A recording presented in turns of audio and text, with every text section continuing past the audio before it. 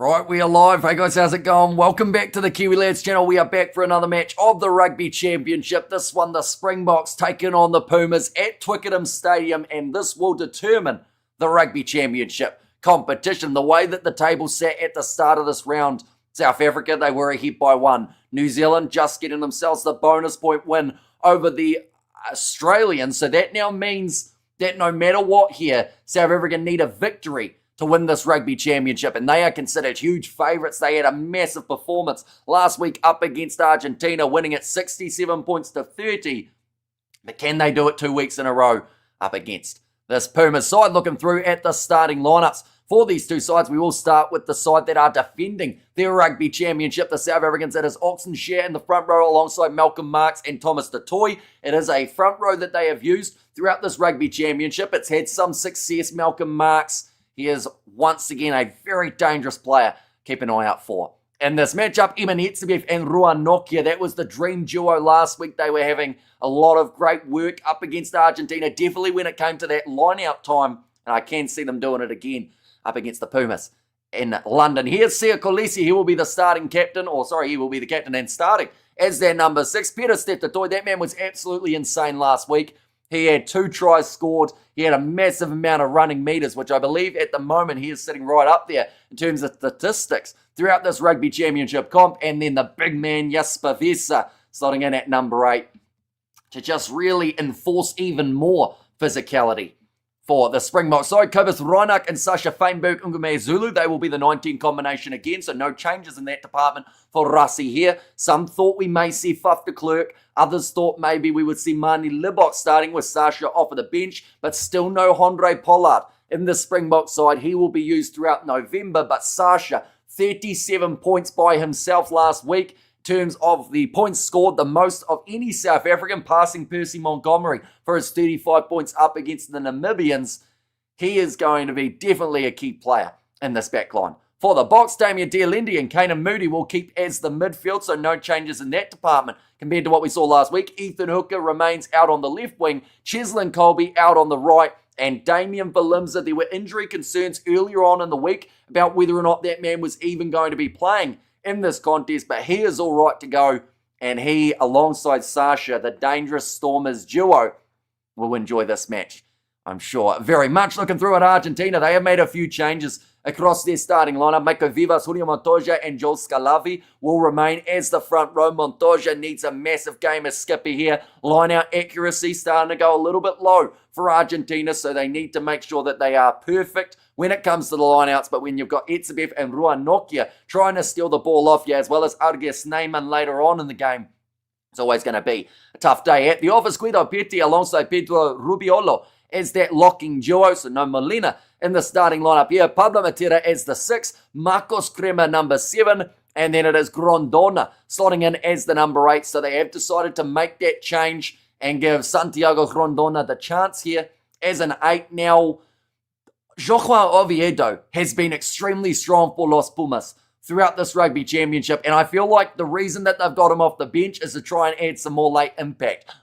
Early in the game, up against South Africa, they were actually very competitive last week for that game in Durban, but later on, that is when it started falling apart a little bit more for this Argentine team. So they've got Juan Martin Gonzalez as well as Joaquin Oviedo both making their way off the bench, and that's got to bode well for the later stages of the game. In the 19 combination, it will be Simon Benitez Cruz as the number 9 with Prisiantelli starting in at 10. So 2 changes there compared to what we saw in last week's game. Santiago Chuka Perez, he's been one of the standout 12s throughout the Rugby Championship with Picardo on his outside at 13. So no Lucio Cinti in the starting lineup. Juan Cruz Malia moves to the left wing. That is rather than Mateo Carreras, who is another player missing for Argentina. Batista Del Gui returns to the starting lineup with Isgro moving to the bench. And then number 15, Santiago Carreras here to close out this Pumas starting side. Pumas are thin at the 9 and the 10. It is a bit of a big change for this side, and you know, the consistency that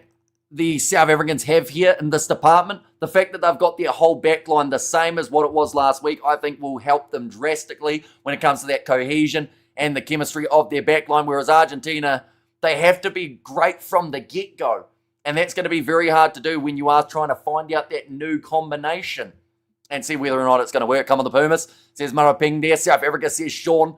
And also Sasha Feinberg will have a quiet match. He'll be targeted by the Pumas. Watch out for everyone else.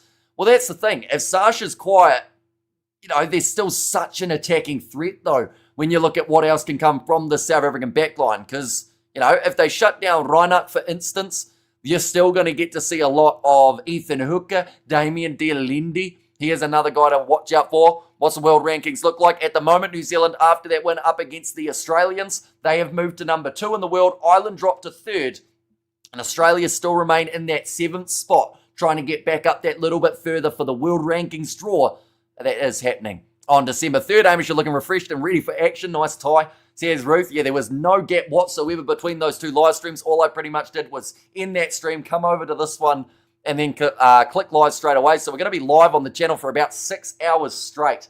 So anyone who is new, be sure to hit that subscribe button. And then after that, we've got a little bit of a break, about maybe 40 minutes, and then we're into Leinster versus the Bulls, the URC final rematch. That will be happening as well. November coming up. Hamish says, Jason, this game doesn't start for another hour, surely, says Sharon. So, yeah, we are only sitting around the 50 minutes away from the kickoff of this contest. Still a bit of time to talk about this match as well as the other game that was happening earlier on between New Zealand and Australia for the Rugby Championship. We have got there someone took Spanish in high school. Great pronunciation. Our school didn't actually offer Spanish. In fact, our school didn't offer a lot of languages. I think there was one student who took French, but then they never did anything with it. We have got there who won. So in the end, a win for New Zealand, 28 points to 14. They did receive the bonus point from that matchup, which sits them at the top of the Rugby Championship standings, but the situation is still the same. For New Zealand to get themselves the Rugby Championship title, they have to rely on Argentina to beat South Africa here. But a lot of people, when looking through at the recent games from South Africa, it looks like a massive task for the Argentines. Look at these games. The last 2, South Africa have scored 110 points combined from just 2 matches. The last 2 games they have played Argentina, they have scored a grand combined total of 115. So they average over 50 points in their last 2 games up against the Argentines. And that is where it's going to be very tough for this Pumas side. But one benefit is you look through at this team, right? You look at Simon Benitez Cruz. You look at Presiantelli. They haven't experienced that. They weren't a part of those sides that were beaten badly. So in some regards, they have nothing to lose here. This is a trial game for them to try and prove why they should be heading north for the November internationals. And I feel like if any of those players can take it and take on that opportunity and do well, that could definitely help Argentina in the right direction. But it's just a big task. I've mentioned about it all throughout this week. This lineup for the South Africans is scary here. The combination that they've found at the moment has got a real ability of scoring points in quick succession. The Tony ball is doing wonders. These are the matches for Argentina. They have had some decent wins throughout this Rugby Championship. A close loss to to Australia in that match on the 6th of September. Outside of that, though, it's how they've started and how they've almost finished Argentina that's hurt them. Everything in between's been pretty decent for Los Pumas in this competition. But before we go back to the chat, we will quickly look through at the benches for these 2 sides. For Argentina, they have got Inicio Ruiz as that number 16 and the number 17 jersey at his winger, and Marchetti will be there as 18. Franco Molina, Juan Martin Gonzalez, and Johan Oviedo will be the replacement forwards. So going with that 6-2 split, South Africa still not opting for that 6-2 split here, but they have still got plenty of power up front and also the speed of the backs for later on in this game. Moyano and also Rodrigo Isgro there as the number 23. For the South Africans, we see the return of Bongi Umbanambi. It's been a little while since we've seen that man in a Springbok kit. Alongside him, Jan-Hendrik Wessels and also Wilco Lowe slotting in there as the number 18. So the 2 Bulls props together for this contest. Argus Neyman as the number 19 with Quaha Smith. He is just a phenomenal talent off of the bench. Grant Williams, Mani Libok, who has had some really strong games throughout this Rugby Championship. And then Jesse Creel didn't make it into the starting lineup as they are giving Moody more opportunity there, but he does still find himself featuring off the bench. For this matchup, we have got there, Twickenham is really windy, and it is supposed to be raining pretty heavily for this game as well, so it may factor into the way that this game is played just a little bit. And well done to the All Blacks. How long until the box game start? It is only less than 45 minutes away. One bonus of Australia taking so long to start that match up against New Zealand was the fact that we actually got to see a very small gap. Now, I didn't get any sort of break or any sort of snacks or anything in between, but that is the stock standard for the rugby weekend. Prisciantelli almost single-handedly destroyed a Springboks, Latin Sharks team while playing for Zebre. Should not be underestimated. Exactly right. And like I mentioned, he's a player who in this scenario, there's not a lot to lose here. You know, he is considered as probably about their third or fourth choice as the first five. So just go out there, play your natural game. He could have a Sasha S type of performance here if he gets the rhythm right. Love the passion and the fit. Says Craig in there as well, and it is greatly appreciated you being here for this contest. Of course, this Rugby Championship, it's flown by. And it's quite sad in a way that it's the last round. I don't want it to end, but November internationals just around the corner as well, so it does mean we're going to be right back into the action. And while we're at it, we might as well show you who these two sides are playing in November. First of all, Argentina, they are just playing the 3 matches. Now, they are currently sitting 6th in the world rankings. So for now, they sit with a chance of going through as one of the top seeded qualifiers for that Rugby World Cup draw. Taking place in December, but a couple crucial matches before that up against Wales, Scotland, and then also the English for that game in Twickenham. See whether or not they keep that spot inside of the top 6. For the South Africans, they have got Japan as their opening contest of the November internationals. Then they will play France. Then they play the Italians. Then the Irish on the 23rd. I know a lot of people looking forward to that contest after the 1-1 series in South Africa last year. And then Wales versus South Africa. That is the final game of the November international. So Rassi really stacking the amount of rugby that the Boks are going to be playing. But it is a great thing because experimental sides is something that we will see a lot of throughout November for the Boks. And they just have a ton of depth. There are players that will be returning from injuries as well. Hopefully someone like a Kurtley Arendse, Cameron Honeycomb's out for a bit longer, but maybe a Jano Augustus or an Eldrick Lowe.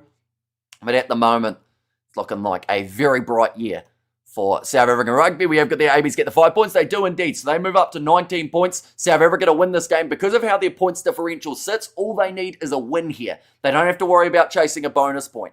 But that's something that I think lately has been a big part of why South Africa have been so strong, because they've been going aggressive, hoping for those chances to go for the corner and then just bulldozing when they do get the chance. How's it, Hamish? Says Sakili, welcome in. Hope you're doing extremely well and hope you are excited for this matchup. If South Africa win, they take it. Who's starting 9 for South Africa and what's going to happen to Faf? Faf's an interesting case at the moment, but I think he's still going to be involved in their environment throughout November. Currently, Rassi is happy with his 4 halfbacks. It's whether or not someone like a Hassan Peed or one of those younger guys does then somehow move into the team. That's when we might see the end of Faf. But for now, they have got the starting 9 of Cobus Reinach. He is also getting a little bit older. Some forget how old he actually is. I think he's 36, isn't he, Reinach? Have a quick look here. Cobus Reinach, he is 35. Whereas Faf de Klerk, he is actually 33. So theoretically, Faf should be going longer than Cobus. But for now, we are seeing a lot more of Cobus in that number 9 jersey. So Prisciantelli is super dangerous. And please, when Argentina says ambidextrous.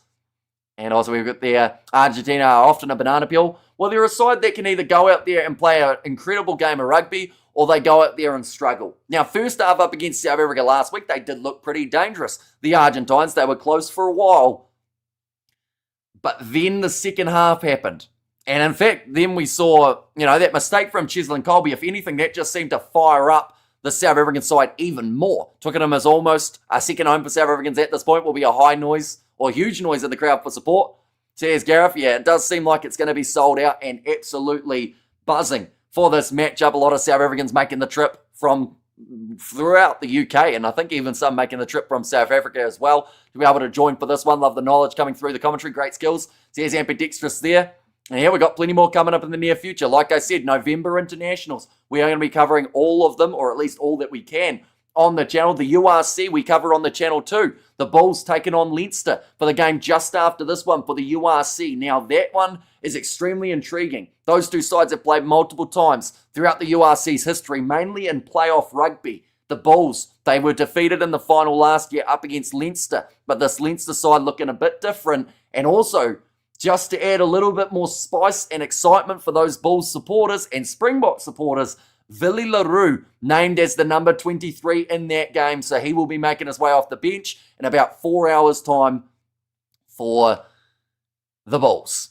And so how will it happen? If Argentina wins, will New Zealand go to the stadium and receive the cup? Says Bopello. I think what would happen, because of the fact that the coverage has already ended for Optus Stadium, I'd assume they'd just ship it to New Zealand or something along those lines. They've probably got someone up there who's going to bring it back to the Kiwis if that was to happen. The more likely is they're going to book it a ticket and it will sit next to Sia Kolisi on the way back to South Africa. That is the goal at the moment for Rassie Erasmus. And it's crazy to think how this rugby championship has changed, because round about the midway point, it was talked about that South Africa, some fans had given up on this side. They said, no, it's not the most important.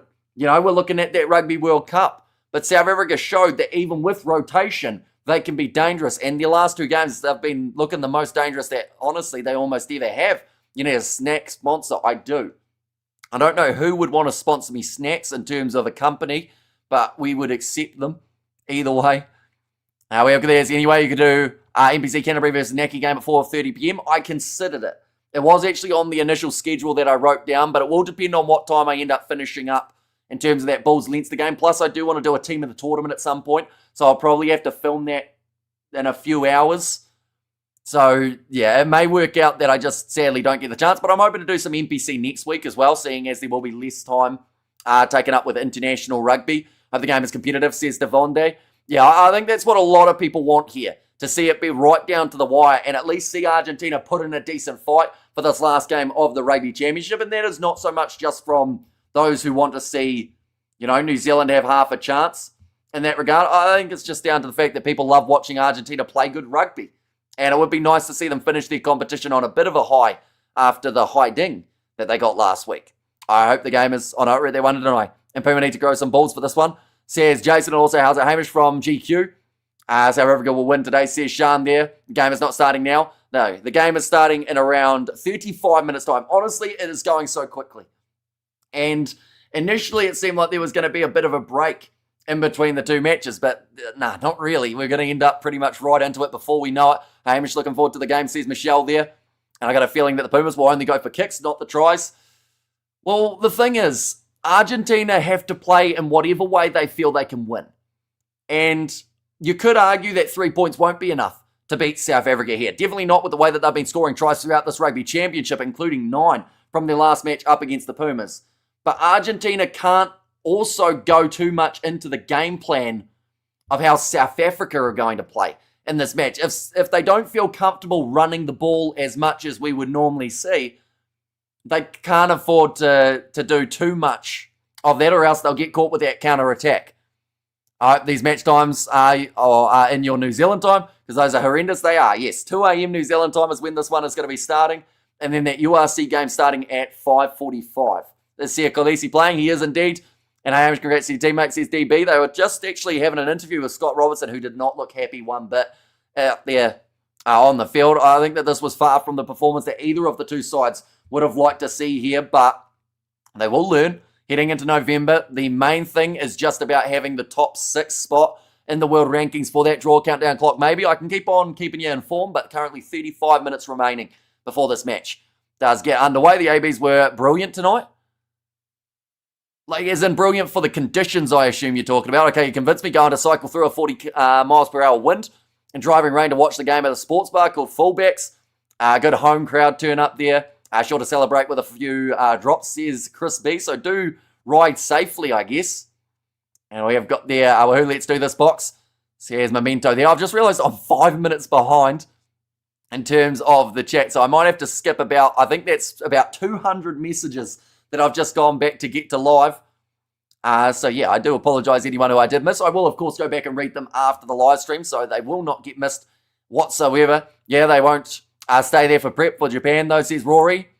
And also we have got there, don't forget to like and subscribe, people. Yeah, anyone who is new to the channel, of course, be sure to hit that subscribe button. It is so greatly appreciated you all being here for this matchup. There is plenty of excitement still to be had in this Rugby Championship competition. One last game, the Pumas versus the Springboks. This is where it all matters for these 2 sides. And it's just that big question mark of, can the South Africans back it up with 3 wins in a row. Now, I don't think any side in this Rugby Championship has actually won 3 games in a row.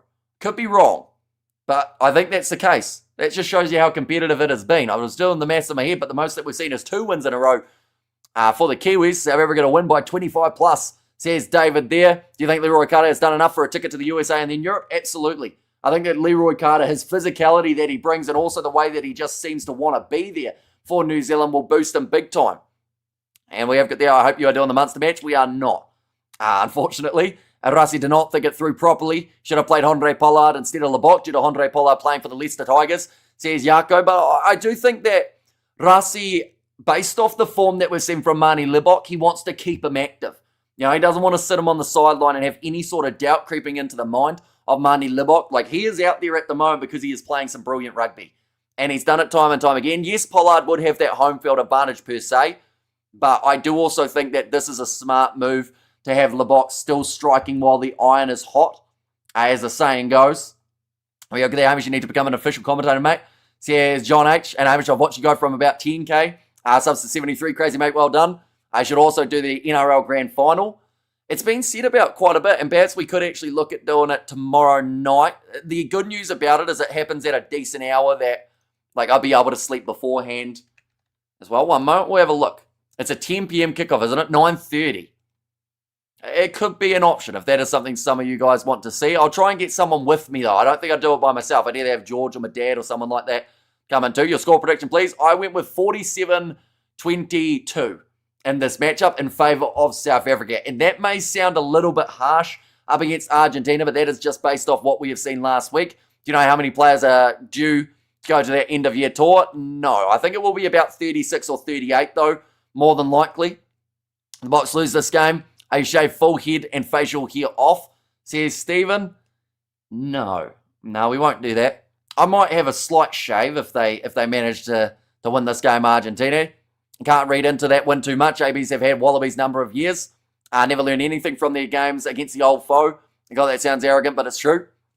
Do you understand NRL rules? I watch a little bit of the NRL outside of the rugby union. It's tricky though because there are a lot of overlaps. Definitely when Super Rugby is happening, you know, the early stages of the NRL, you end up with a lot of games taking place at the same time. Pollard needs to be in the mix tonight, says Jaco. And also, I think it will be a high-scoring affair. Both sides, Bok to win it in the end.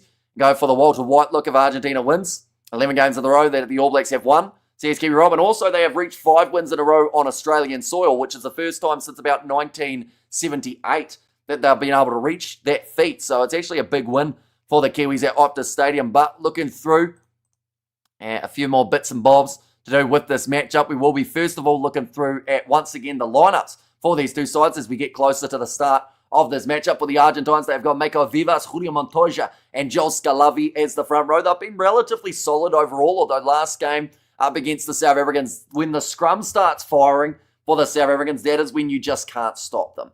So they have to make sure that they muscle up front straight away and don't allow for that scrum dominance to sneak in. From the box, Guido Petti alongside Pedro Rubiolo as that locking duo, so a bit of a change there compared to what we saw last game. Pablo Matera, Marcos Crema, who is currently leading the way for tackles made at the start of this round. I think that Fraser McWright has probably surpassed him now due to how active he was in that last match. But Grondona, he slots in as the 8, dropping Oviedo to the bench.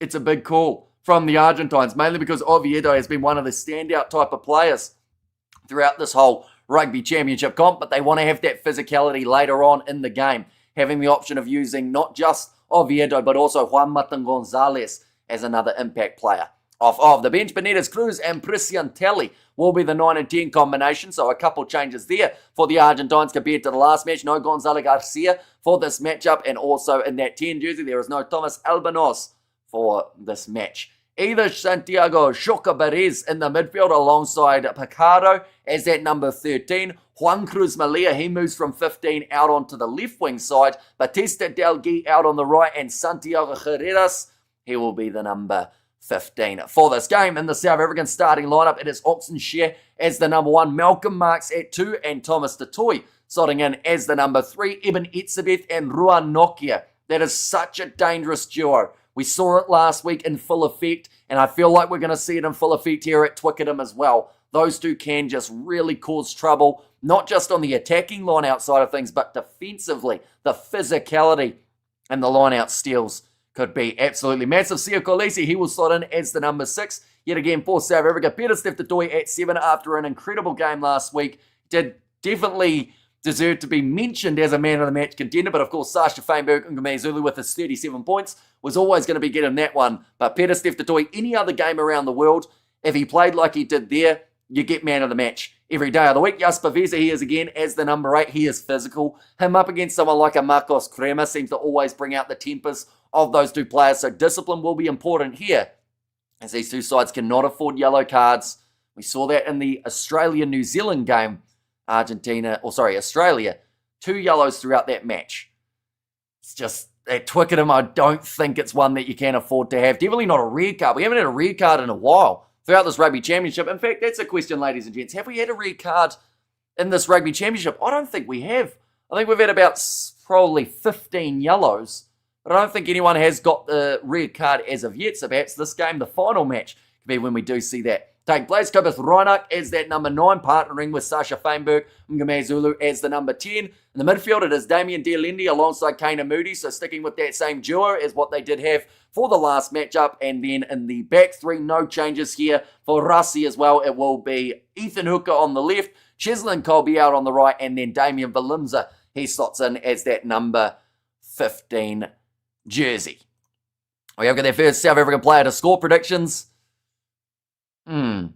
It's a tricky one because I've been doing all right with my predictions lately in terms of who's going to score first, and now I feel like I'm going to jinx it if I do say the wrong name. And red cards only happen in the Six Nations. So here's the trooper there. The Springboks win the Rugby Championship 2025 today. Says Clifford marks the score first. Says Rory, and he actually did score the first try of the last contest for the South Africans. One more question. How long do you think Boda Merritt is out for? By the sounds of it, it's not as severe as it first looked, but he's probably still going to be out for a little while. I don't think they'll rush him back. I love how you always wear a tie for the game. Shows your respect. Says Sue Walsh there. I'm really tired. How long till kickoff? Less than 27 minutes away from the kickoff of this contest. We are probably sitting about 15 away from the national anthems. And then we are ready to go for this matchup. We have got from TRJ. Has said 762 to 12 win for the Pumas. Just trying to calm myself as a Box fan. And also Northern Tour coming back. Says I'm just... So yeah, we are going to be doing the commentary for all those games in November that we physically can. Of course, there are some overlaps, so that makes it tricky, but we're doing a lot that we can. And in the future, that was the strongest, or the most strangest try I've ever seen for the ABs. Says Toa Slade there.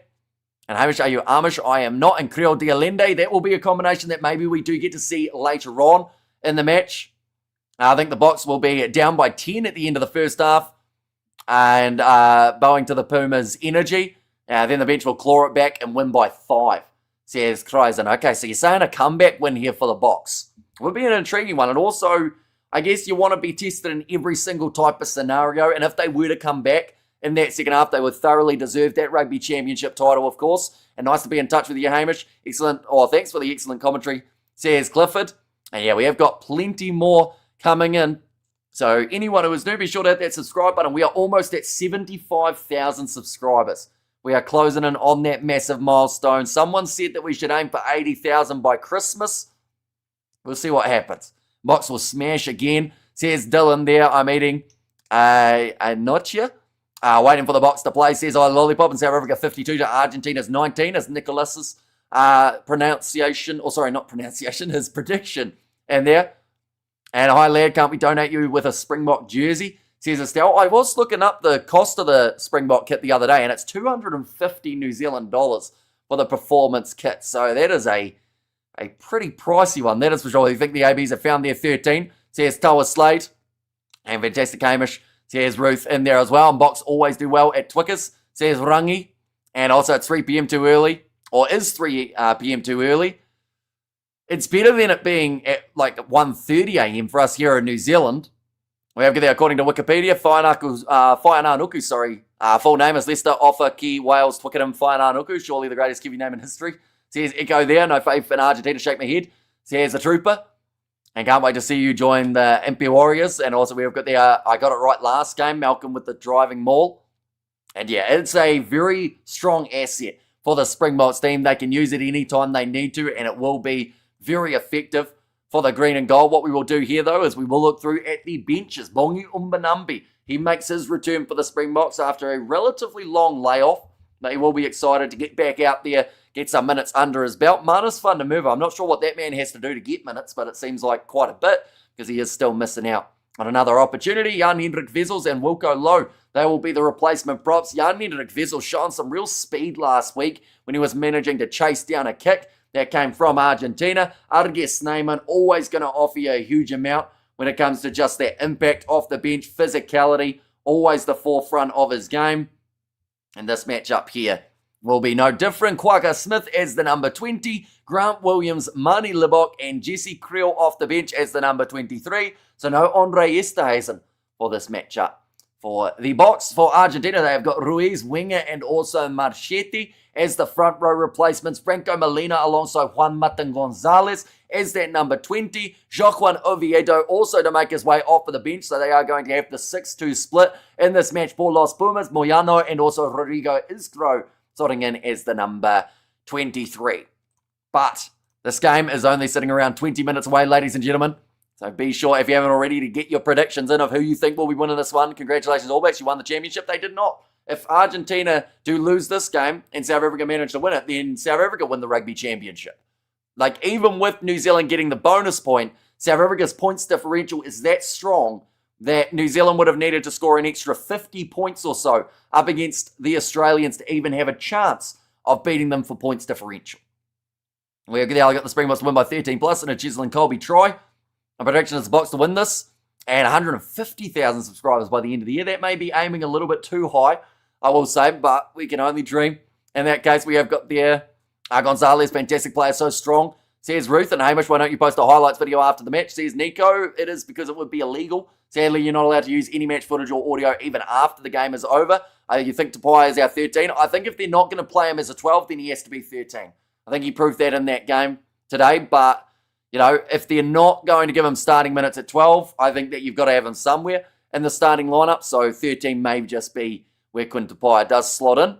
And Dundee Boks to win. The prediction is Boks win this at 110,000 subscribers for you.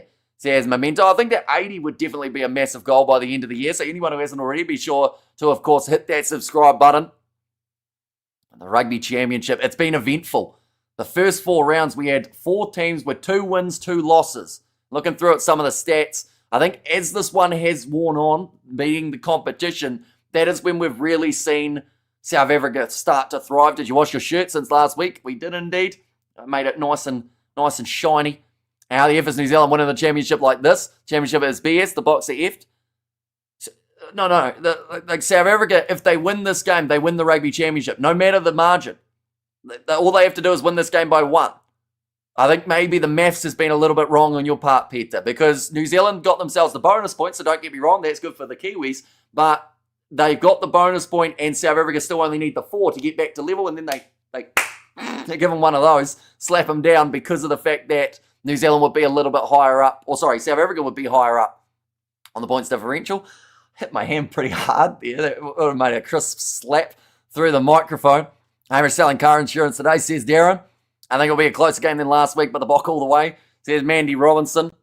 And also, we have got the Hamish should have flown out to the games to give live commentary. And can I get my details? Or can I send my details for a Bok jersey, please, says Naomi. And there as well. It'll be interesting to see what happens when Kurtley Arendse returns. If it's a draw, New Zealand would still win the Rugby Championship. Unless for that draw, South Africa get themselves 3 or more tries, then no, in fact, that would still give them short. So yeah, a win secures the championship for the South Africans. And Springboks thrive on this kind of pressure. Says Alistair. We have got there, we are the champions. Yes, we are. And there as well.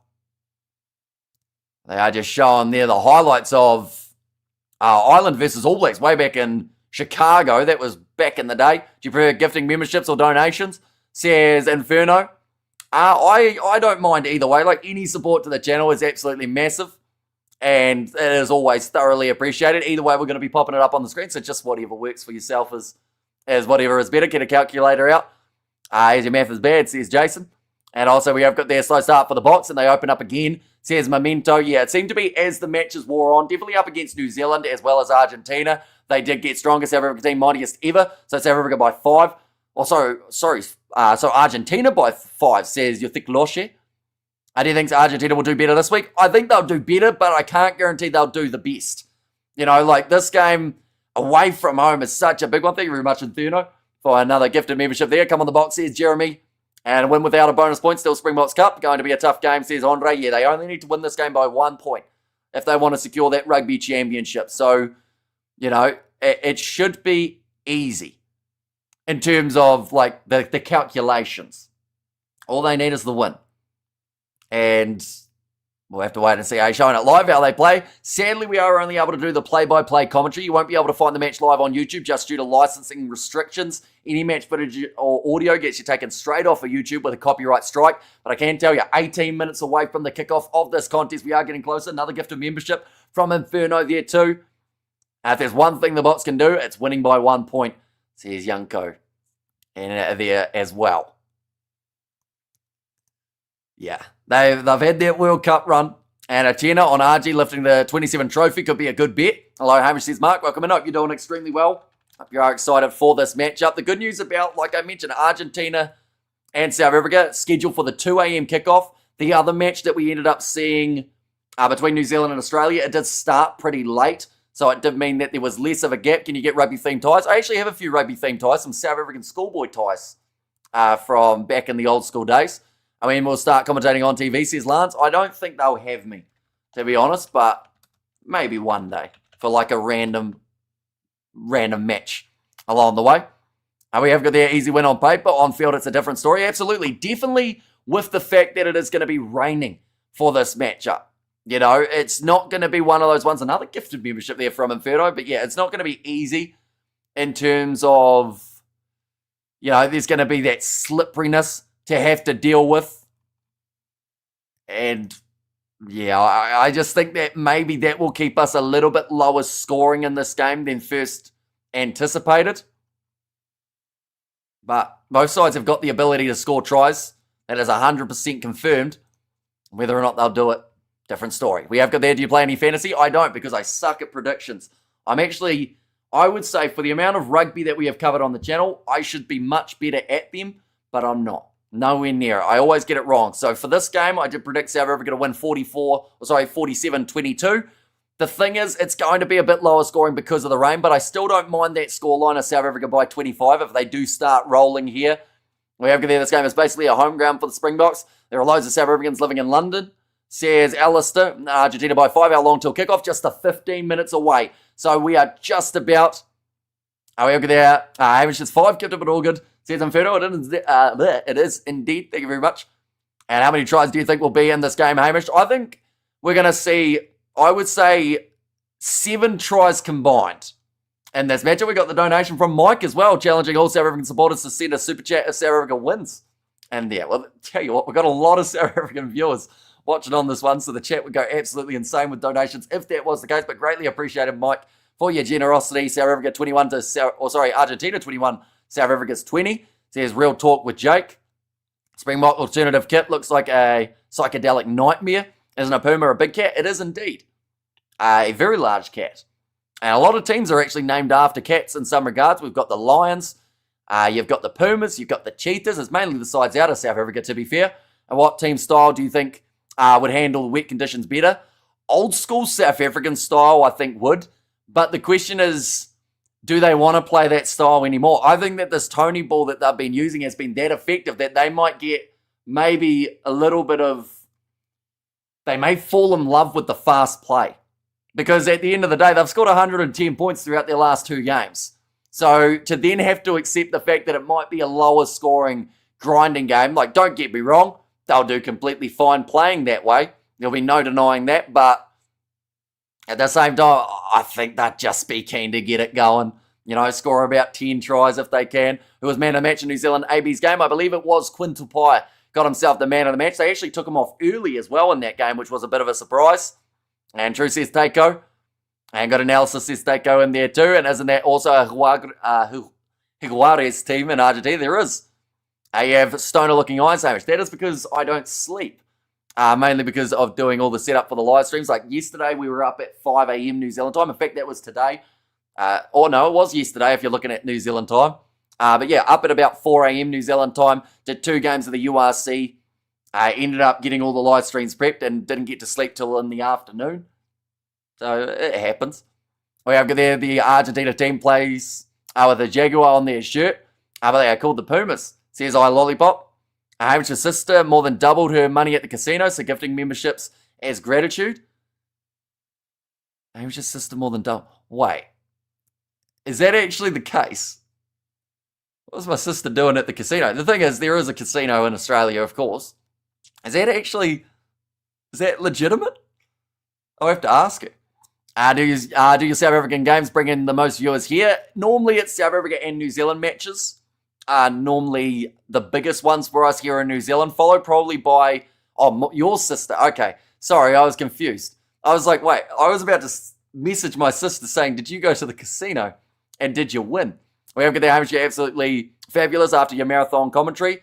The Argies used to be called the Jaguars, says Charles in there too, but we are only sitting 13 minutes away from the start of this contest. It is getting closer and closer, ladies and gents. It's going to be a very rough game for both teams, but whoever wins today must accept. And still congratulate whoever wins. And good luck to both teams. Do you think they will go over 58 points, says Peter G. If this was played in dry conditions, I would say yes. But if it is bucketing down for rain-wise, it's going to be tough. Like South Africa could, this is crazy to say, right? South Africa could score 58 by themselves if this was in the dry. I think in the wet, they're probably looking around that 30 to 40, so it depends on what Argentina do in this game. And I Hamish again. And also we have got their Mulu girls got the double. And do we know the ref? It is Andrea Piardi. So the referee who was in charge of the last match between New Zealand and Australia in last week's round. He is going to be in charge of this game. And good day, Hamish. Says Philip there. I hope you are doing extremely well. Looking forward to the commentary. Go the Bok. And before we criticise the ref, let's count the correct decisions, incorrect decisions, TMO intervention. Says I Lollipop. How do I check how many gifted subs I've done in total? That's a good question. I don't actually know if there is a way of doing it. How's the weather update? Says Peter G. And there, at the moment, it's overcast. I want to say there's drizzle at the moment. So tell me, Hamish, is your sister a gambler? Hard to think so. But she not really, so that's why I was so confused. We're all talk with Jake. So you should replace Justin Marshall on New Zealand broadcasts. And there, maybe one day we'll get to do like an NPC game or something like that. I'd actually like, to be fair, if I wasn't able to do any NPC sort of game, if there was some sort of like charity match that was taking place, I'd love to be able to do a commentary on that. I feel like that would be the much better way of doing it rather than trying to like aim for an NPC game. I feel like one that's going to a good cause would be the better way of possibly doing it. The Italian Stallion says Big Rig and going to watch and listen to your commentary until half time. Then R.A. the Colonel, both excellent. Box cannot be complacent and go all out. Says Jason, that was from David. Well done, New Zealand, says Johan there. Go the Bok. From South Africa, says Peter. And there too, but these two sides just about to make their way out onto the Twickenham field. This is the location where we just saw a Women's World Cup final take place. 33 points to 13 in favour of the English over the Canadians. London on a very edge of a storm, so shouldn't be bad, says Jimbo, for the weather warning. And it's going to be a great World Cup. There are so many teams building nicely. It's been a great rugby championship. Yeah, it's been one of the most competitive rugby championships we have seen in quite some time, which is absolutely fantastic. Is your sister kind towards other people? I assume she is. Or at least from what I've seen, she is. And I remember when you only had a few hundred subs, 73k now smashing it, bro, says Rangi's Patch. And yeah, it is always awesome, the ones who pop back in after like being away for a little while. Like we've seen a few familiar faces from like a few years ago. Right, Sia Kolisi trying to get the team fired up at the moment. He's doing a little bit of a sing-along. Marnie Libok joining in too. It's not raining, but the field is wet. Says Peter G. Yeah, I'd say it'll be a little bit greasy underfoot for this matchup. And go Bok. And it could also end up drizzling because it is still very overcast. Love your buzzcut, Hamish. And just as awesome as your commentary, says Leslie. Thank you very much. Greatly appreciated. As overcast a fishing term, says Jason. I guess it probably could be used in that terminology. Although if you're overcast, you're probably falling out the boat, aren't you? No, Justin Marshall is as bad as a commentator as he was as a rugby player. Overrated. Says real talk, wind gusts up to 50 kilometres an hour in London. So maybe we'll have an impact, says Elliot there. And hey, mate, thank you for the coverage, says Regine. No worries at all. We are sitting less than the 10 minutes away. Two sides just about to make their way out onto the field for this contest. If you haven't already, let me know your score predictions for this matchup, as it is just about to get underway. It should be a tremendous one at the stadium. Twickenham, it's looking pretty full at the moment. It doesn't look like they've sold out the top rung of the stands. I actually thought this game would be sold out, but a few gets. Marshies, Mills and Goldie. Says Rangi's patch there. And 820 plus for the box and 73,000 subs. A lot of people that turn out at international games, says I Lollipop. And also funny how one typing error had changed the convo about your sister. Says Inferno there. The box out there on the field, getting quite a warm welcome for the stadium. Like people have mentioned, there are a lot of South Africans up in the UK who are not going to be missing this opportunity to see this side in action. Big hug between Argus Neyman as well as Sio Kolisi. Looks like a bit of a black eye for Eben Etzebeth as well here. Let's go the Bok. Bring on the Bok fire again, says Brett. And Argentina 21-0 is the score prediction from Real Talk with Jake. And Piardi O'Dear says, hey no. I think it's just, Piardi is very much like strict in the breakdown. So both of these sides have to take that into consideration. That's something that Australia in their match up against New Zealand didn't do. They got penalised for something and then a minute later would do the same thing, expecting the ref not to penalise them again. If these two sides can work out the referees, this will be a very eventful game. And it could be a high-scoring one. It could be open play all over the place. But Argentina now making their way out of the tunnel at Twickenham here. We are 8 minutes away from the start of this match. Come on, guys, if you financially can, gift subs. Let's all join this community, says Inferno. You will get access to the exclusive emojis, including this beautiful one up here, the South African Springbok logo that you can get for the channel membership. But we will look through at the starting lineups once again for these two sides. First of all, the away side, or the away per se. In this case, it is a neutral location, though, for these two sides at Twickenham. Oxenstierna in the front row alongside Malcolm Marks and Thomas du Toit. He slots in as the number 3. They have been physical up front, the Ox. He's been a dangerous player for them and also has played a huge amount of minutes throughout this year of rugby, including the Rugby Championship. The only game that he has missed was actually the game that he was injured for. And the locking duo, Eben Etzebeth and Ruan Nokia. Some great success coming from the line-out of the South Africans in just recent times. Currently, their line-out, it does sit accuracy-wise as 82.1. It's actually the lowest of the comp, but I do think it depends on what that combination is. Depends on the accuracy of those throws as well. But we've got the Argentinian national anthem at the moment being sung South Africa. They actually have the lowest tackling percentage out of any team in this competition by quite some margin, more than 5% behind anyone else. But when you look at the points scored and the tries that South Africa have been able to get for themselves, they certainly make up for it. And at that department, in the loose ball trio, it is going to be Sio Kolisi alongside Peter Steph Toy and also Jasper Visa as the number 8. Peter Steph was phenomenal last match and hopefully does get a decent chance to stretch the legs out on the wing for this game. Kobus Reinach and Sasha Feinberg Ungame Zulu. Kobus wasn't actually his best last week, believe it or not, but he still had a pretty solid game overall. And also, you can't go much further than that Sasha performance. He managed to get himself 37 points. You almost have to hesitate saying that just to do the maths in your head. He got himself a hat-trick too. If he gets 2 tries here, he will be the leading try scorer across this whole Rugby Championship competition. And then in the rest of the back line, unchanged from last week, Damien Dearlendy, Jesse Creel is off the bench for this game. So Kanan Moody gets the start as the 13. Ethan Hooker, Cheslin Colby, and then Damian Valimza, who was in doubt for this game due to a bit of an injury for himself.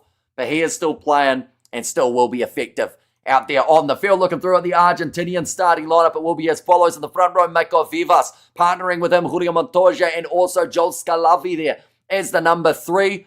Alongside that, Guido Petty and Pedro Rubiolo in the locking duo. Pablo Matera at 6, Marcos Crema as the 7, and then Grondona gets this chance as the number 8. Oviedo and Juan Matan Gonzalez both making up the 6-2 split off of the bench for this Argentinian team. Benitez Cruz and also Presiantelli as the starting 9-10. Differences compared to what we saw last week, but maybe that could be effective here for this Argentinian side. Santiago Chucabarez alongside Picardo in the midfield, so no Lucio Cinti for this match. Juan Cruz Malia, he moves out to the left wing. Santiago Carreras goes to 15, and Delgi is back out on the right. He's strong under the high ball, and he's going up against Ethan Hooker for this match. But those are the starting lineups. Ladies and gentlemen, 6-2 split off the bench for the Argentines, 5-3 split here for the South Africans. Neutral stadium is a slap in the face to the Pumas, although they are the ones who agreed to it. So, of course the players themselves probably didn't get to make that decision, but it was more financially beneficial to play this game at Twickenham than it was going to be to play in Argentina. But after beating South Africa in Argentina last year, I would have thought they'd do absolutely everything to have that home field advantage again. I think Sasha will be locked down by the Argies. Let's see how they will play out. Says Marius. And yeah, he's one of those players. He definitely showed his skills last week in terms of being able to create space. But at the same time, I do think that there are so many other moving cogs in the South African backline, so many other attacking threats, that even if they can shut down Sasha, that's not going to guarantee that we don't see more tries from the other players. Across the back line, don't be too confident. Best team on the day takes the game. I'm back in South Africa for sure. Says Paul there. How long till kickoff? We've got 3 minutes until the kick does get underway to start this matchup at Twickenham. Did you know that that was George Bowell's first ever try? It was talked about on that last stream about whether or not maybe it was his first. But yeah, massive moment there for George Bowell to get a bonus point win for the Kiwis as well. Hamish, my husband, is blind and really enjoys your commentary. Says Sandy. So it is greatly appreciated. You're both tuning in for these matches. Hopefully we're able to paint that picture of what is happening out there on the field. And I feel like soon, in about 5 minutes' time, it's going to be all-out action. We're going to see big hits. We're going to see some massive runs from these two teams. South Africa, in terms of some of the attacking statistics that they have had throughout this competition thus far, we have seen 2,381 metres gained from the South Africans just from their 5 games. We've seen 139 defenders beaten from South Africa. They have had 42 clean breaks, including 11 last week up against Los Pumas, and also they've had 23 tries. These are all numbers that they are sitting at the top of the bunch. Jacobus said your data's wrong. It is not if you are living in New Zealand, as it is a 2 a.m. start for us here in Kiwi land, as we're just a little bit further ahead. I can tell you what the weather's doing tomorrow in South Africa for you if you like. We have got there's the Springboks best rugby team in the world. We got the best rugby players in the world, says Martin in there too. How long is the Argentinian anthem? They are doing the full one here. Normally they do cut it down to only half, but in this case they're singing it loud and proud in front of the crowd. Okay, gotcha, says Jacobus in there too.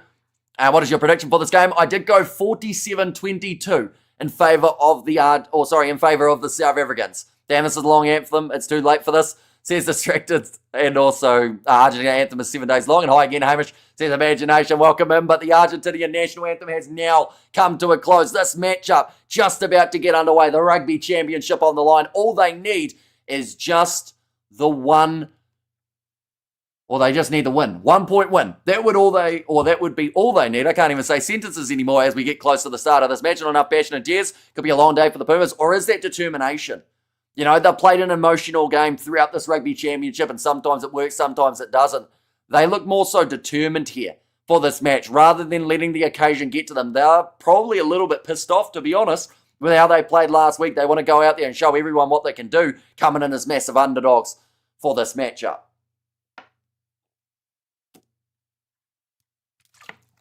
Let's go the box, says Lilia. Let's go Argentina. Says Distracted Sports, kick off in 60 seconds, and they are showing Sasha Feinberg. Ngomad Zulu, of course, a huge amount of eyes will be on that man after the performance that he had last week. It was absolutely phenomenal, and he'll look to back it up now with another big one here. Now, the thing is, right, he is one of those players, at least it seems that way, that throughout last year for the Stormers, he just lacked a little bit of consistency, but he seems to have grown as a player quite drastically in recent times, so maybe that is going to get him in the right direction here, please. I don't have the number, says Mikhail there. And Sasha, that's a tongue twister there from Alistair. It is impossible for Argentina to win. It may not be impossible, but it's improbable for them to get themselves the victory here. Argentina making the changes in their side. What's the attendance at Twickenham? I'd say it's probably a good 40,000 for this matchup. Andrea Piari, he will be the man in charge. Ian Tempest on the TMO, and Argentina will be kicking off this one from right to left. Got so comfortable that I fell asleep during the second anthem. How long was I out? Only a few minutes. We are now back ready to go for this match. We have got their first try, says Jason, and also got the Bocky, says Sarah. And happy birthday, happy Saturday, Hamish. And finally back from Simon, and can join in on a live stream, says Christopher there. So hopefully you are doing very well. Hopefully you are excited for this match. As soon as South Africa score, I'm off to bed, says Distractor Sports, although they have been scoring some pretty quick fire tries throughout their rugby championship, although last game, we've got to remember the early stages of that game were extremely low scoring, just the conversions or the penalties going back and forth. But we are underway now for this match. Argentina start us off for the last round of the Rugby Championship, and it is the last game of the competition as well. If the Boks win, they are back-to-back champs. If they lose here, New Zealand would take out the Rugby Championship for 2025. Kobus run up from just outside of the 22, kicking it downfield, going up for it was Ethan Hooker, but it is well taken by the looks of it for the Argentines. Both men actually winning that in the air, but rolling nicely for Argentina to get it into their grass. Now backline movement. Presiantelli, ball on the outside. Bit of a bounce pass. Rush defense there from Damian Phillips. At least space on the outside. Juan Cruz Malia cutting back in round the tackle attempt of Cheslin Colby. A bit of a high tackle there from Kanan Moody. Hit him in the chest. Peter Steftatoy. Another tackle made by the Boks. I mentioned how their tackle completion throughout this Rugby Championship is about 5% lower than any other side. But they still make a lot of great ones throughout a match. Moody rushing up. Cheslin Colby, nice delayed pass, almost attempted from Santiago Carreras. 40 metres out from the line. Pablo Matera bumps off Cheslin Colby.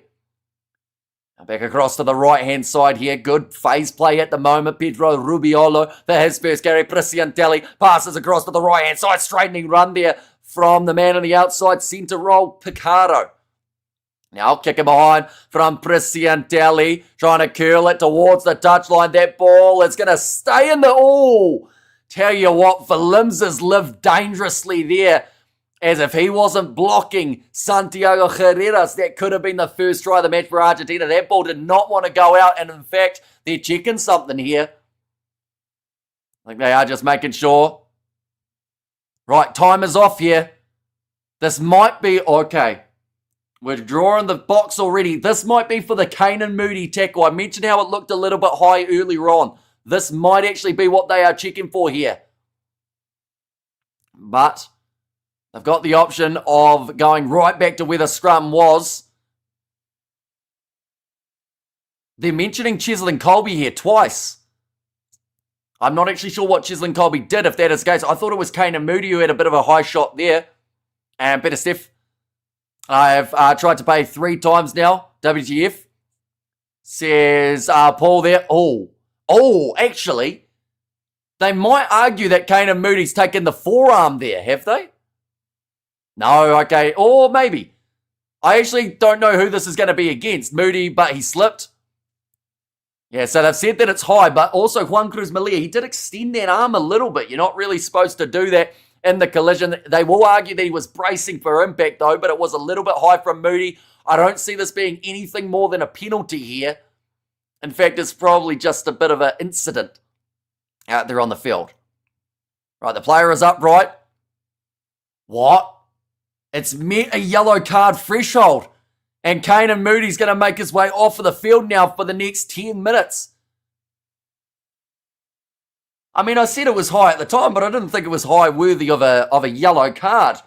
Let's go Argentina, says Tony. That's a bad decision, says Jimbo. And they are going to be reviewing it. I hope that this just stays as a yellow here rather than an upgrade to the red. That's a shocker of a decision, says Haino. No, I lie, there it is. And also, that's insane. And we will go like that and like that. And strike now, Pumas. Now is your chance. Yeah, we did see Argentina. They had a man advantage up against South Africa last week when Malcolm Marks went to the bin. And we weren't able to really make the absolute most of it. Colby kick an Argie try again. Says Clint D. He did not know. Not in this case. Kanan Moody, he's looking confused. He's going like this on the sideline. And Moody lost both his feet before contact. Yeah, I think that there are enough mitigating factors that won't lead to him going to the bin for the full game. A yellow card on for what? So that was for a high shot from Kanan Moody.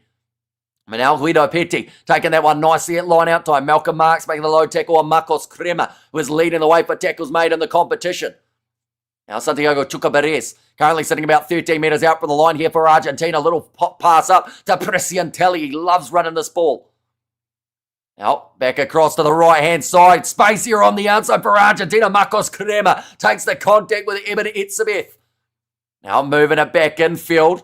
Chance again for Pedro Rubiolo. Ball is loose and South Africa managed to take it back. Sasha Feinberg, Zulu, pass it on the outside to Ethan Hook, and now finds Colby Wall, kick it downfield of his left boot. Decides to go infield rather than out, so gives the ball back to Argentina around the halfway line. Attack and run from Prisiantelli. Almost knocked that one on.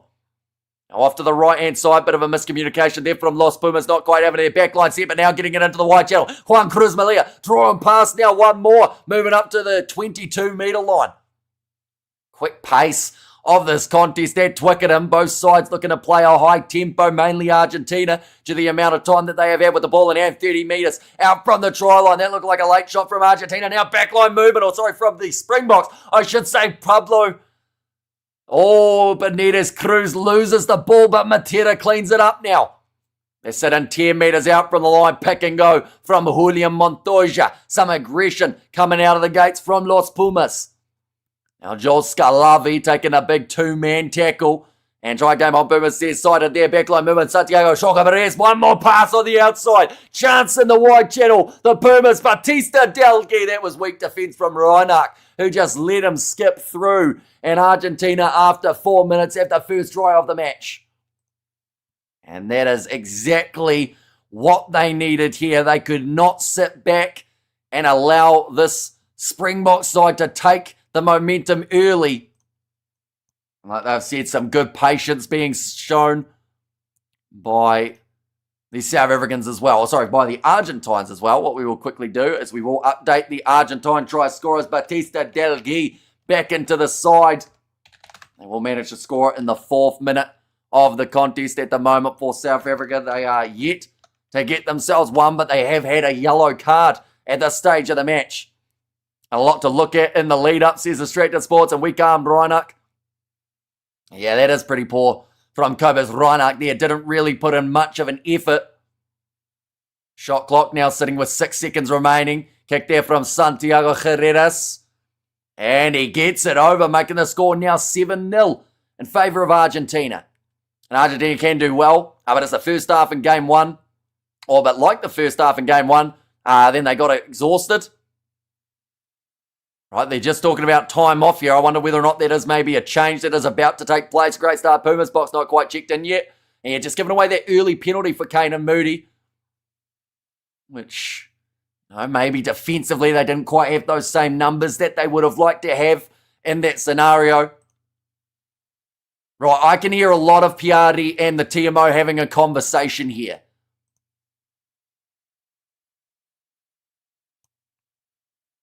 Right, I think they've just said that it will remain as a yellow card. That is what the talk was for. I was getting a little bit nervous there that we were going to find something else. Okay, Sasha Feinberg and Zulu ready to kick this one off from the halfway line for South Africa, who currently sit down by the 7 points. I bet triple on the box to have Sasha's triple captain on the fantasy. The Vix is in, boys. Now good carry forward from Grondona, getting the start at number 8 rather than Joaquin Oviedo. Big boot downfield from the Pumas, but 2 men back there. Damian Valimza goes across to Sasha Feinberg. Mgame Zulu, last match, anytime that Argentina did manage to score some sort of momentum, he would take it straight back. Shot clock is not working in the stadium. I did hear the word shot clock, and I was wondering whether or not they were trying to say that Carreras was actually late taking his kick. And now kicked high from Damian Williams. Oh, what a collision that is. Ball was in the hands of Argentina for a second, but it's now gone backwards to South Africa. Peter Steph-Toy off to the right-hand side. Knock on from Williams. A ball stolen by the Pumas again. They will now have the ball 45 metres out from the try line. Oxenshire looking for the turnover, and he would have got it. So they will go back for the scrum. And Sam Gain got a red so. And my mum asked who was playing again. Says Clint D, and up the Springboks. And also we have got their Springboks is the powerhouse of world rugby. Says Martin, and they have got their number 1 spot on the line, defending it for this match at Twickenham. I'm not too sure how the world rankings points work in terms of who gets the home field advantage for rankings. I think that Argentina, this would count as a home game for them. But then also with the separation between the two sides, I don't think they can lose too many points. Difference between a Puma and a Cougar. Just different types of cats, I guess. I couldn't probably tell you the exact reason. And then there's a Panther. The Panther's kind of a bit similar in it, but slightly different. Same but different. Says Francois. I need a new mum. I don't think it quite works that way, Clint D. And now ready to feed this ball in. Argentina ready to put it in with Benitez Cruz as that starting number 9 in this contest. Big push from the box, but well handled by Argentina to be able to get that ball out as quickly as physically possible. Santiago Herreras went for the kicker behind. Doesn't work out. It is picked up by Damian Valimza, just taking a little bit too long, and a great charge down from Cheslin Colby and a big 2-man tackle on Eben Etzebeth. He's knocked the ball on. And it will now be another scrum for Argentina, 30 metres out from their line. A scrum time. Scrum time for World Rugby's penalty farmers as killing the game, and a cougar, as usually 20 years older, says Eco. The only Sports South Africa can play, says Spartano. Although they've gone all right in the cricket, winning the World Test Championship. Cheslin Colby actually charging that down with his foot. And there, very nicely done. Some football skills shown off by Colby. And Springboks 37, Argentina 22 is Afsal's prediction there. But another scrum, and once again, this is where the Pumas just have to get this ball in and out as quickly as possible. So far, possession 78% in favour of the Pumas and 87% territory. So those numbers are increasing as this match does wear on. Still very early on in this one. Massive push at scrum time in the box. Managing to steal it now. Ethan Hooker taking the collision with Picardo. Now Reinach back across to the right-hand side. Jasper Visa. Tackle well by Montoya. Reinach back again. Goes to Sasha. Bit of hesitancy. Tries to find a gap, but he's wrestled down by Marcos Cremo. Almost turned it into a rolling maul. Now Reinach again. Going to Damian Valimza, found himself as that fly half roll, mainly all new advantage. Going the way of the South Africans. Thomas Tatoy, wrestled down by Makov Vivas. Now Reinach pops it up to Nokia. He's dropped that ball, so they will go back for the original penalty. And at the moment, is this the choice? Maybe that is better to be taken as a 3. And forward battle is key, says Alistair. They are missing Kane and Moody, though, so I guess that doesn't affect their line out or the rolling maul at all, but a few hands on hips and a hands on heads from the South Africans here. They may actually look to go with just taking the 3 great response by the box. And the Moody card stays a yellow. It certainly does, so he will be able to return back out onto the field. What's the time on the clock? Currently 9.5 minutes through this contest. That was a hell of a tight head, to be fair. Says Rugby Championship. Oh, sorry, that was actually distracted. And 7-man scrum is killing them, although it is still an 8-man scrum, isn't it? For the South Africans, they did lose a back. And take the point, says Bruce. Canada's coming back, so no worries. That one has gone over, and it's going to make the score now 7 points to 3, still in favour of the Pumas, but I believe Kane Moody will not be a mile away from making his way back onto the field here.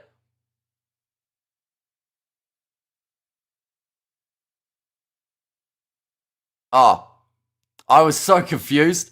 They just told them again that the yellow card will remain as a yellow card, but they hadn't told the players yet, apparently. So I thought for a second we were going to see something else looked at.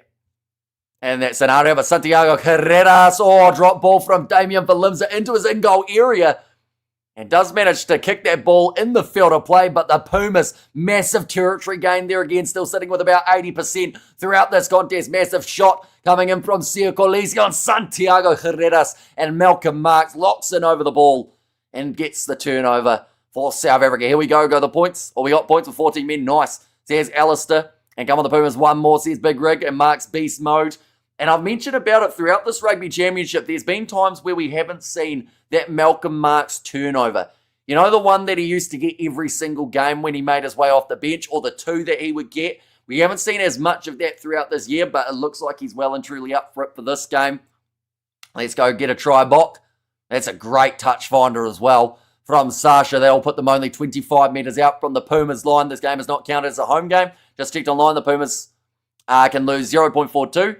And the most they can gain is 2.58, says Chris. So thank you very much for that bit of information. So not considered as a home game for either in this case. Probably not a bad thing in terms of the rankings points then for Argentina.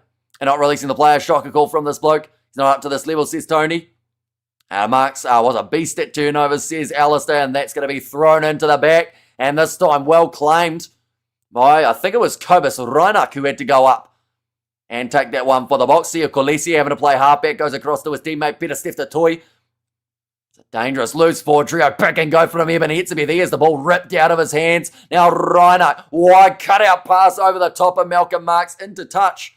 And will be now the line out here for Argentina. In fact, they've decided to take this one quickly, all legally done by Los Pumas as they move up to 25 metres out from the line.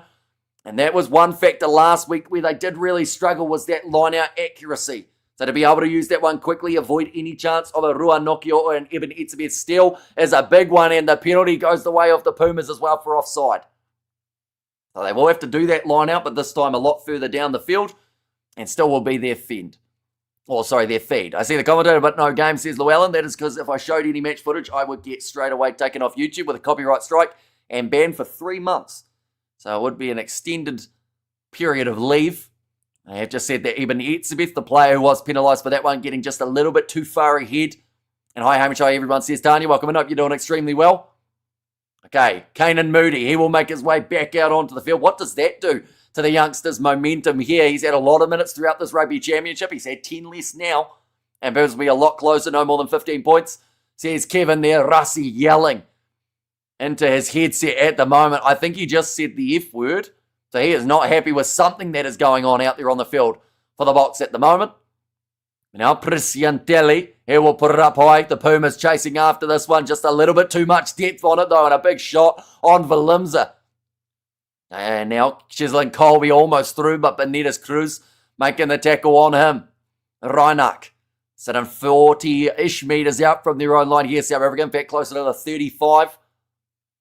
And Rassi, the best water boy in the world, says Kevin. Now kicking this one high, Damian Valimza. This one taking a long time to come down. Kanan Moody chasing after it, but it's beautifully taken by Juan Cruz Malia. Going to be held by Moody, who did chase his own kick very nicely. Presiantelli trying to bump through Rua Nokia, gets towards the halfway line. Benitez Cruz goes off to the left-hand side. Santiago Carreras with a draw and pass. Kolisi low tackle. Making a lot of their tackles throughout this game at the moment. The South Africans mainly two-man. Another tackle called by Piatti. Cry on, Bruce, says Sabina.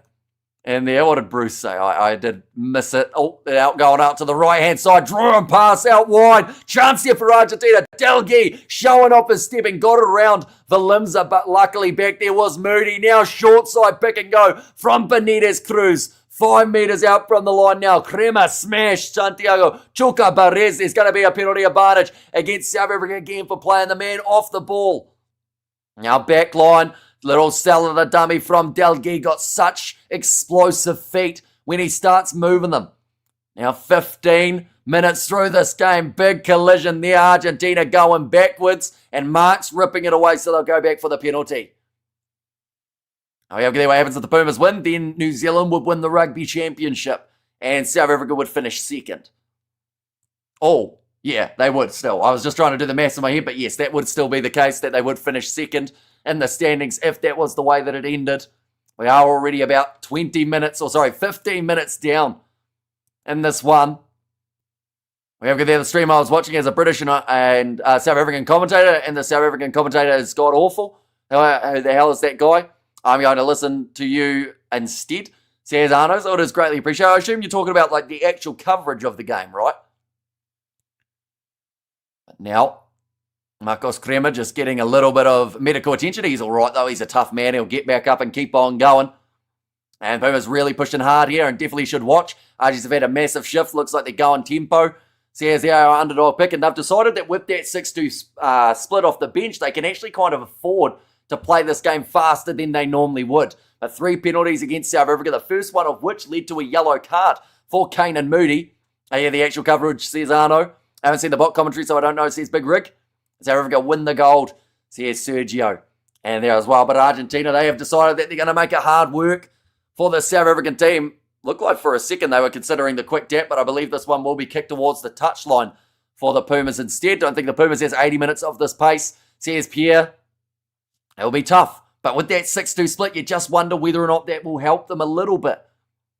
And impossible for the Springbok team to lose, says Martin. And there, it's so late. Hamish explained to me why I'm still awake. Says, Tony, you want to see who wins the Rugby Championship. That'll be it. And now almost stolen for Etzebeth. Got his hands to it and knocks it on at line-out time. the Pumas now. 5 metres out from the line. Benitez Cruz, a little bit of luck there with the fact that they did not lose the possession. Now Cruz back across this time into the hands of Grondona. Now the middle, Benitez Cruz pick and go. Joel Scalavi trying to get rid of Sasha. Damian Falimzo. In fact, that time it is Damian Dialendi just trying to cause a nuisance in the breakdown. Change of direction. Ball is dropped backwards. I believe they are still under advantage for the knock-on here, Argentina. So they still have that backup option if it does go wrong, although they have now lost about 15 metres. Makov Vivas. Malcolm Marks, again, looking for the steal. He was told to get out of it, but gifts the penalty to the Pumas. This is straight out in front of the posts. So now Argentina have to decide, do they want 3 here, or do you go aggressive and look for the corner once more? Well, I don't think you go scrum. I think you either go for the corner or you go for the 3, and this is about as easy of a 3-pointer as you will get in this game. Greetings, Hamish and chat. Can't stay long. I wanted to drop by and give the stream a like. Go Argentina, says Mountains of Asylum. Welcome in. And yeah, hopefully you are doing extremely well. Hopefully you are excited about this one. Take the points, says Tony there. And the corner, says Big Rig. Malcolm Marks looking disappointed at the moment.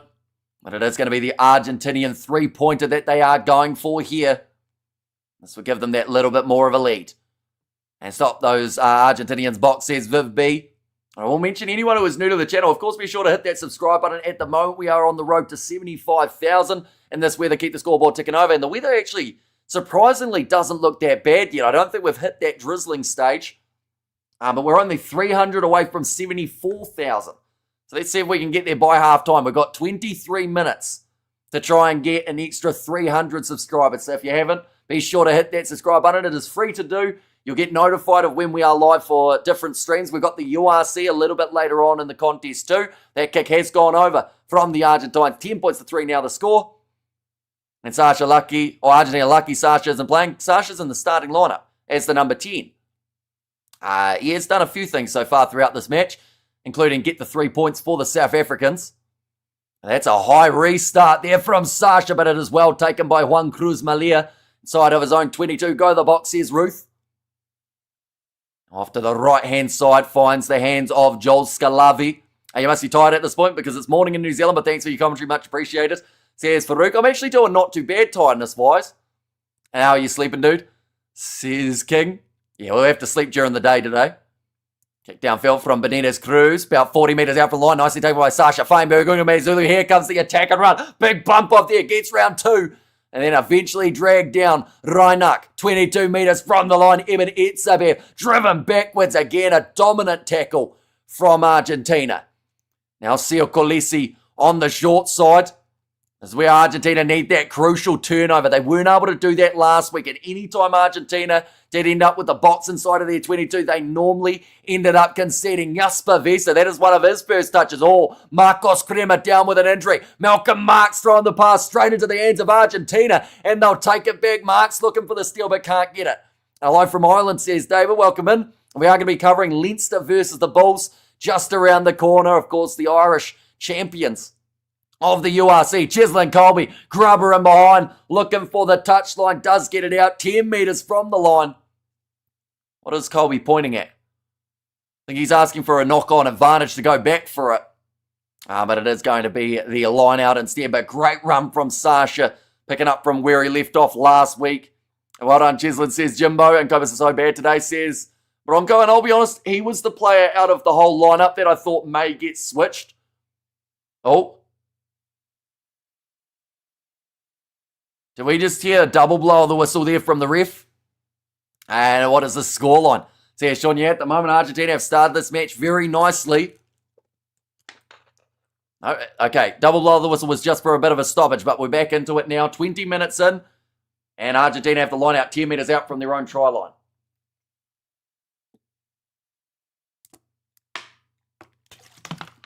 And as claimed, oh, Reinach almost got the steal. It'll be a knock-on, but he was inches away from getting the interception try there, showing some pace. Therefore, we'll bugger this game up, says Anthony. And also, we got that Omar Reinach, says Jimbo. Yeah, rushing up and just about managed to steal it. We have got there. Oh, there we go. From Distracted Sport, consider this the hat going around. Flick the boys some shekels for a great call, says Tony in there as well. It's greatly appreciated. Just slipping through the fingertips, though, of Kobus Reinach.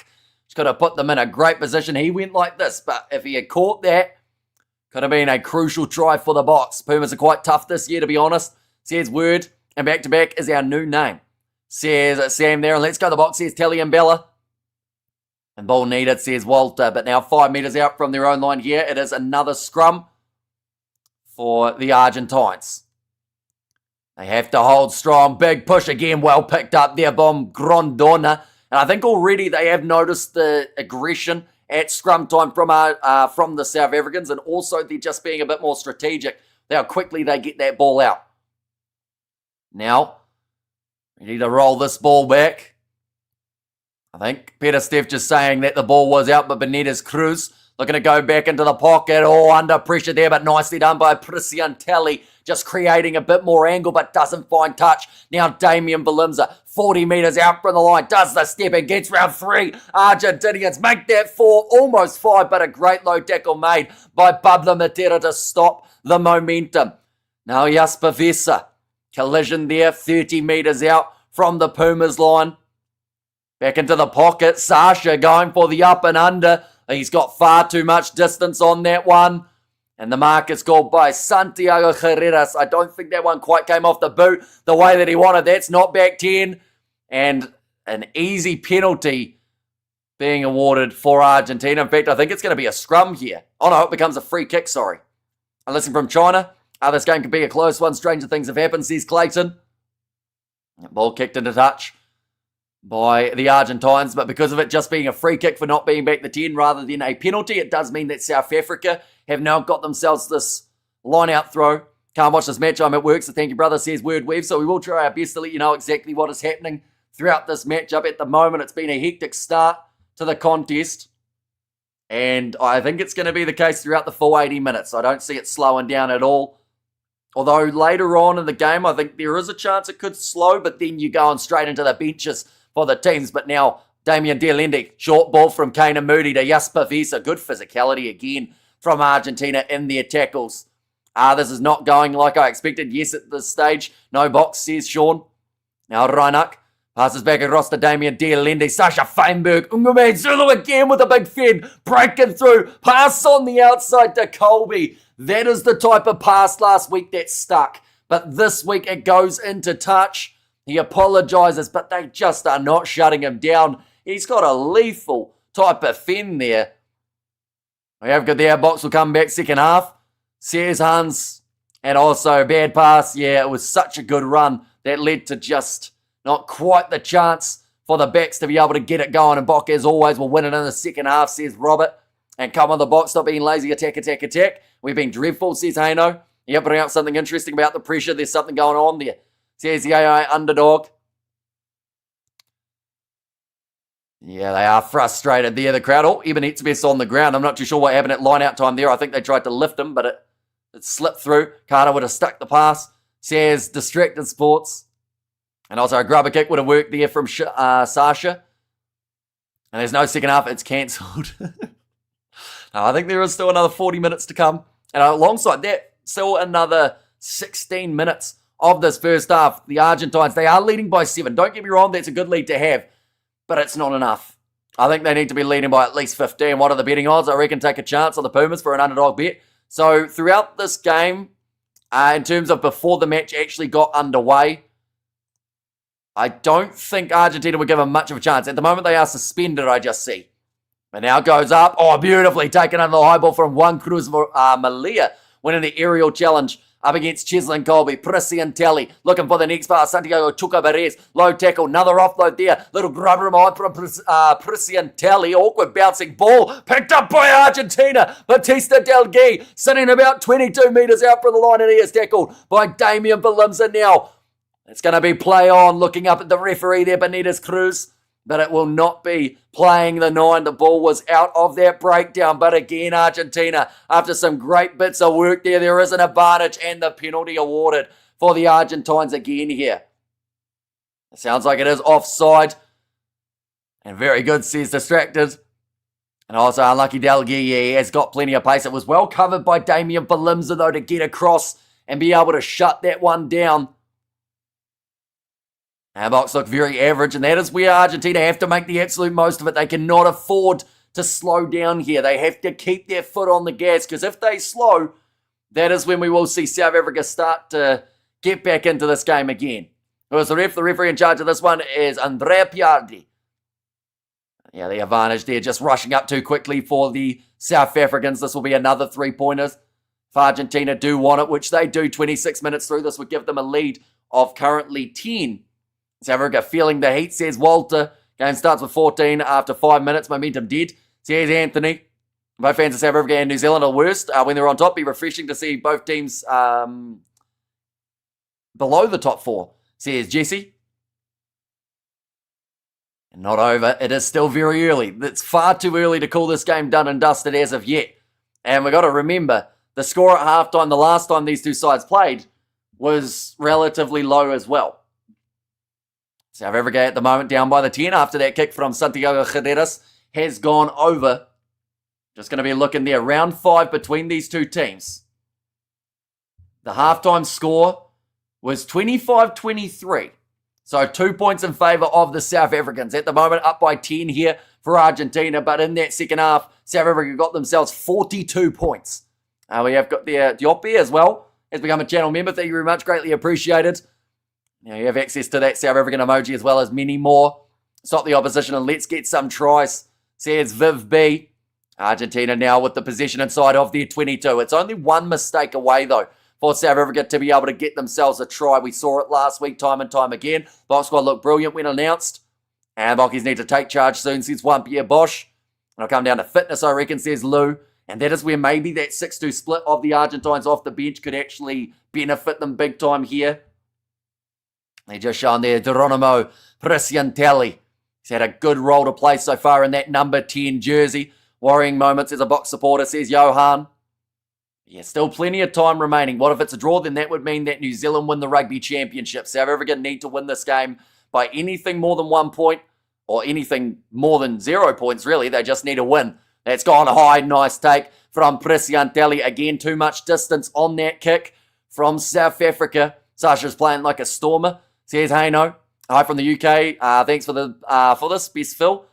Says Phil there too. Thank you very much. Oh, awkward bouncy ball. Chislin Colby having to take it from inside of his own 22. And now Valimza looking to kick this one downfield.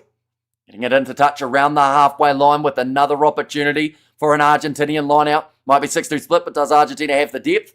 I would say with the players that they've got off the bench, it's not looking too bad. You know, Rodrigo Isgro as the back replacement there, I think will be able to add a bit of an impact. Also in the 4-pack, Joaquin Oviedo, who has been, some would argue, the inform 8 of this whole competition, is coming off the bench. Same with Juan Martin Gonzalez, a man who got in the team of the tournament last year for the work that he was able to do for Argentina. So you could argue that this is probably one of the stronger benches Argentina have actually put together. Heading into this one, oh, knocked down. Oh, that's bad.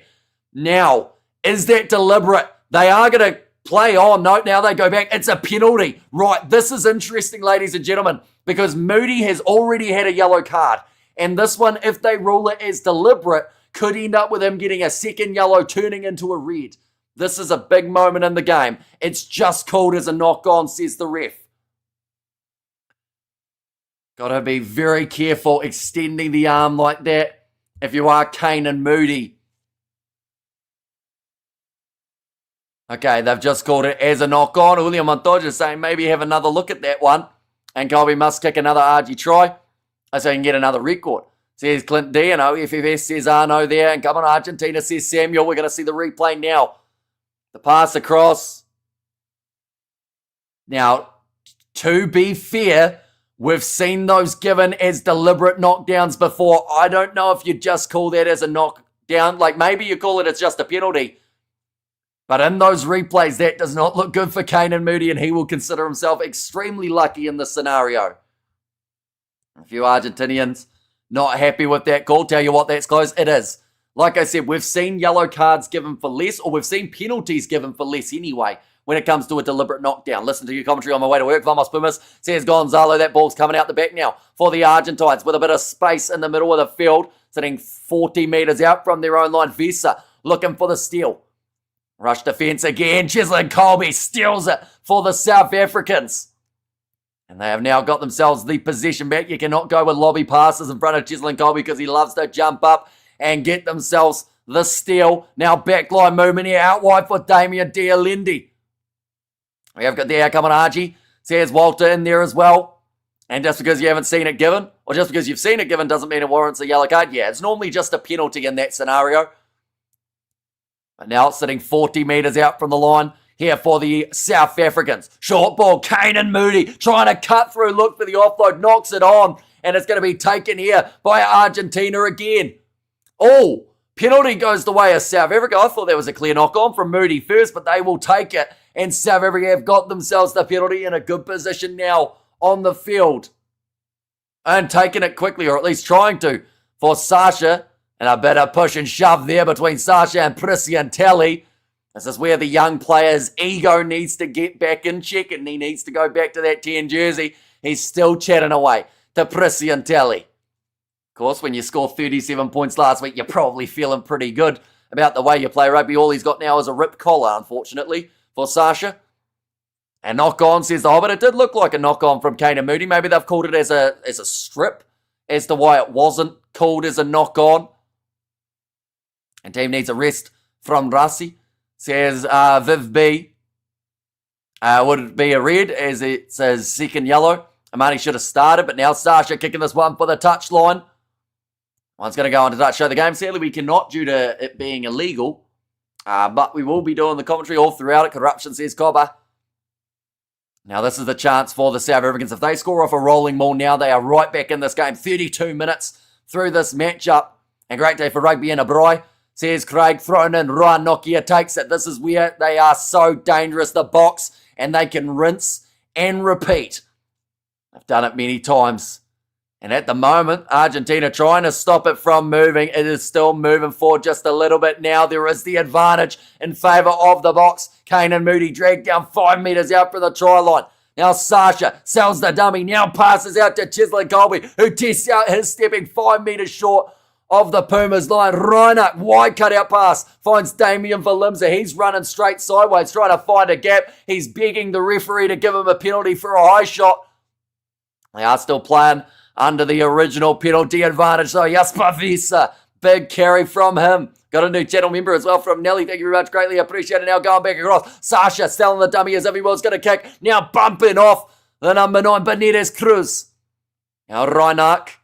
Oh, running out of people there, but Cheslin Colby out wide. Awkward bouncing ball that will go into touch. They'll go back for the penalty.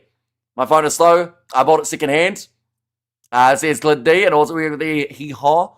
Says Pieto. And I'm guessing Bok fans are super happy with the ref today. Says Zai there. And also let's go try Bok. So now this one, they have got the opportunity of either kicking for the corner or going for the 3 points here. And I believe, or actually, I think they might go for the scrum. And in fact, that's what they're going to do. I was just thinking about it. 5 metres out from the line. They've got a dominant pack, and they are going to use it once again. Okay, referee's getting sick of both sides, pointing fingers at each other and yelling. We have got the RG and also go for the posts. And also the box are dead and buried. I don't think so. I think they're going to score here. I don't think there's too many times that you see a Bok attack inside of the 5 metre line that they don't go on to at least score something. Unless they go for an early push. That would be the only thing that will hurt them. But I just don't see Argentina's scrum holding them and stopping them from moving forward. A penalty try coming. Farming time, says Tony. And while the player's speaking to the ref, are we in Liverpool? Says Clint D. And poor ref, says Milo D. Cake. And also scrum for the box, go for it, says Viv B. There's still a lot of push and shove. Or not push and shove, sorry. But Sia Kolisi yelling at the Pumas forward back saying, hurry up.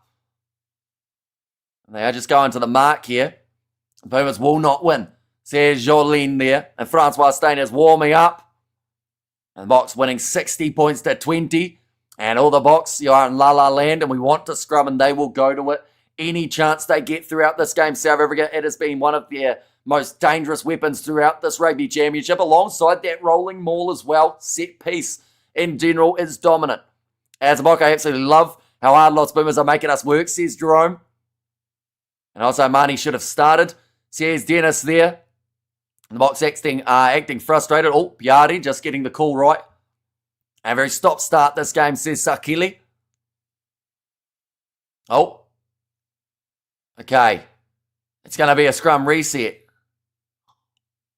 Now, they have to be very careful here, the Pumas, but they'd actually be better off giving away a free kick here. Oh, okay, never mind. The ref's on to me. He just said there about how if Argentina give away a free kick easily, or if they do it on purpose, he will give it as a penalty for purposely breaking the rules. So he pretty much read my mind there, but I think that's what Argentina were trying to do. They were trying to get a free kick against them rather than going for that penalty advantage against them at scrum time.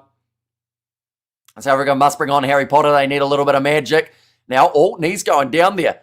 Of the front row's big push. Pumas trying to fire back in the advantage now for the Boks. And they will get the penalty now. 5 metres out from the line. They'll go scrum again here, I would say. I would be not one bit surprised if they go back for it. And terrible ref, says Jimbo. And also, wherever they can, the moderators, please block Jason, says Marius. And also, New Zealand will be hoping for an Argentinian win, says Chris. And also, Los Pumas are playing very well. And again, they will go for the scrum here, South Africa. I don't know why the Argies are talking about the ref. They're winning. Maybe they don't know how that works, says Clint D. Wait till the end. Ref to always suck South Africa friends, says Jorge there. Like they're saying, they just have to try and keep 15 players on the field, but it is going to be tough to do when you go repeat to that scrum where they are getting pushed backwards every time. Go the Pumas, may the ABs win the chip, says Aaron. And yes, bro, says August in there too. And scrum was 50-50. Let it go, too many whistles, says Jimbo. Now ready to feed this ball in. Scrum was staying strong, no advantage. The Boks almost looked like they were holding back there for a bit and then decided to go for it. Damien Dialende, 3 metres out from the line. Cobus Reinach popping it back across and again just short of the try line once more. They are chopped down 4 metres out. Reinach going out to Thomas Detoy, still playing under the penalty advantage. How's Kane Moody still on the field? He was very lucky with that knockdown that he had. But then you could also argue he was unlucky with the yellow card he got. So I guess it evened out in a way. Reinach back up to Peter Steph Detoy. Hits into Makeoff Vivas. Now and again, they will go to the short side. Damien Dialende told to get out of there for Argentina, still under the advantage. Peter Steph Detoy sitting 10 metres out from the try line. Seo Kolesi with a pick and go. Oh, he got close to being able to wrestle his way over. Reinach again, going off to the left-hand side. Peter Steph Detoy, 2 metres short now. The Boks are on hot attack, looking out wide. Damien Valim's a big collision for him out wide. Now Ruan Nokia, he's held up. So they are going to go back for that initial scrum penalty 20 phases ago. And they'll go back for the Boks scrum. And Boks wasted time, says Coburn. I think they'll go for the scrum again here. No more errors for the Springboks. And we have their finished work at 15 hours. And time to follow the coverage, says Gideon there. We're going to see here, Ruan Nokia just held up. And it was actually Benitez Cruz as well as Prisian Telly who managed to stop him. And also we have got there Gut, and also with all the pack dominance, why isn't the maul working? Well, I think they only got to go to that maul once and it was dragged down. Other than that, they've just gone scrum after scrum. And Julio Montoya, you can see the frustration for the Argentinians at the moment because they just know what's going to happen. They're just going to keep on going time after time to the scrum and eventually they'll get yellow carded and eventually South Africa will score. That's pretty much, you might as well write it down on the score sheet now. How many penalties still are yellow? Says Haino there. Yeah, I think they've had a couple different types of warnings at scrum time, so I think that's probably one reason that they haven't had that full warning just yet. So hope Argentina doesn't try take out Boks players, says Viv B. I mean, to be fair, like, there's only one side who's done a head high so far, and that was South Africa. But no, I don't think there's any sort of ill intent that will come from these two sides. And the thing is, the depth of these two teams off the bench is that good anyway. Taking out one player is not going to make a difference. As yellow was a yellow every day of the earth has existed, there was nothing unlucky about it. That was a red a couple of years ago, says Distracted. And Piatti scores for the Boks, says Cobber there, and the Boks are soaking up their weak spots. This will also be draining for the Argentinians. And defence has been strong, Anthony. What's happening on the field? They are once again in the scrum reset, so we are just waiting for that to go down. They're 5 metres out for the line, third reset that we have seen of the penalty for South Africa in this position on the field. Now Reinach ready to put this ball in again. Rassi down next to the halfway. Now another big push from the box at scrum time. They're using it again. It comes out the back for Reinach. No advantage this time, but they will score the try. And Cobus Reinach picks his way through and does get it for the box. Rinse and repeat. It may not be pretty, but it sure is effective for the box there as they get themselves their first try. Took 38 minutes, but it's before the halftime break. And we have there, boo, says Big Rig. And also, here we go, says Alistair. And also, nothing wrong with the box. Pumas are a good team. No need to wear them down. And try time, says Sakili there. An advantage on penalties is not measured on phases, but on forward momentum, says Johan. And I know that there's some who argue that if you get held up in an in-goal area, you have used your advantage because you've literally had a chance to score. But, yeah, they only made that extra 5 metres from it. They did go back, and now the scrum leads to the try. Reinach skinned his opposite 9. Yeah, sneaking. Oh. Tell you what, Reinach almost lost control of that with his first hand, but he did control it with the other. What do you mean it's not pretty? It's absolutely beautifully. Says Zohan there. These refs are on the take. Book them, or box have them wrapped up, says Kevin. Depending on South Africa paying the ref, they wouldn't have. I don't think you can get away with paying a referee nowadays. Maybe back in the old school days, but definitely not now. But now ready to take this kickoff. It will be Argentina. Score now sitting 13 points to 10 between these two sides. Now Sasha Feinberg and Ngame Zulu claiming it inside of the 22. That's a very good kick. I think Argentina have to take this one quickly, but they're going to decide against it. He's up a few more seconds off of the clock. And come with the Springboks. Looks like the box are going to do a comeback second half. And 5-minute yellow card. Says Anthony, and dead atmosphere at this game. Yeah, we're not hearing a huge amount of the crowd, to be fair. Maybe not as much as we normally would. And maybe that is just down to the show on the replay of that Kane and Moody knockdown. And Boo says Inferno there. And yeah, let's go the box, says Unke. Right, number 5 they have just said there. I'm not too sure what number 5 was doing, but it is in the hands of the Argentinians now. They have got 2 seconds remaining in this first half, leading by the 3 points. They'll go back into the pocket, and Presiantelli, he will kick it into touch. Argentina lead at half-time, and that is going to be now 13 points to 10 between these two sides. We have a go there. That deliberate knock-on was one of the worst calls I've ever seen. So yeah, it's Distracted Sports. And also a crowd of miserable, says Big Rig. Well, to be fair, if the crowd is predominantly South Africans and they know that this game needs to be won to win the Rugby Championship, I think it's more so not so much that they are quiet, but more so they're nervous. You know, at the end of the day, their side are currently down by 3 points and they're waiting for that comeback. We have there is 10 points to 13. Certainly is. And we have got there 5 points either way, says Lance, and score perfectly reflecting the game, says Jimbo. And also we have got there Ronnie has become a member of the channel as well. Thank you very much. You don't update your score. It is an online scoreboard, so it updates itself. We have got there miserable isn't the word. Nervous is the word, Hamish. Says Geza there. Like I said, yeah, definitely nervous in terms of what their side is going to be doing. Are there a lot of South African supporters in the stadium? There are quite a few. Also quite a few Argentinian supporters at the ground. So it's great to see. Messi and tight first half by the box. And what was the yellow card for? Head-on-head contact between Kane and Moody and one of the Argentines. The one that could have been the yellow was that deliberate knockdown from Sasha, but it wasn't, from Kanan, but it wasn't actually called as a penalty either, just as that scrum. The halftime talk is going to be brutal, and that's normally where it's so dangerous. Last game between these two sides, South Africa were leading by 2 points, I believe it was, heading into the second half. They went on to win that game by 37. In this case, South Africa, they are down by 3, so they'll be even more fired up than they were when they were leading. And Box will do it, says Andreas there. And we have got there, is the stadium sold out? Not even close, unfortunately. I thought it would be a sellout for this match, but they probably only got about 40,000 for this match. Good referee, by the way. Little controversy so far. Says just me. And Box will come back from with the cap. Says Miller. And the first shot wasn't a yellow. Yes, second was. That's level now. Says Brett. And South Africa has been a second half team. They certainly have been throughout their second halves. They've scored, I believe, around 80 points throughout their first matches. So they will certainly be ready for the second 40 just around the corner. All right, I've got to get to the land of the knot. I'm sure I'll wake up and swear at the phone after the Box put on 40 points in the second half, says Tony, and the ref is helping the Box. That was a red card, says Real Talk with Jake. And this is the loudest ref of all time. And rubbish ref keeping South Africa in the game. Says Godson, where can I watch the game without I assume that's with real commentators calling out. You have to pay some money, Jacques. Super Sport, Stan Sport, Sky Sport, all of those options have got the actual commentary. And fun fact, they'll throw in the game to be able to watch it as well. So, go for it. We have got there, thanks for the amazing commentary, says Deborah. And has Vesa come close to here? But not yet. But there's still time. And I mentioned about how we haven't had a red card throughout this rugby championship as of yet.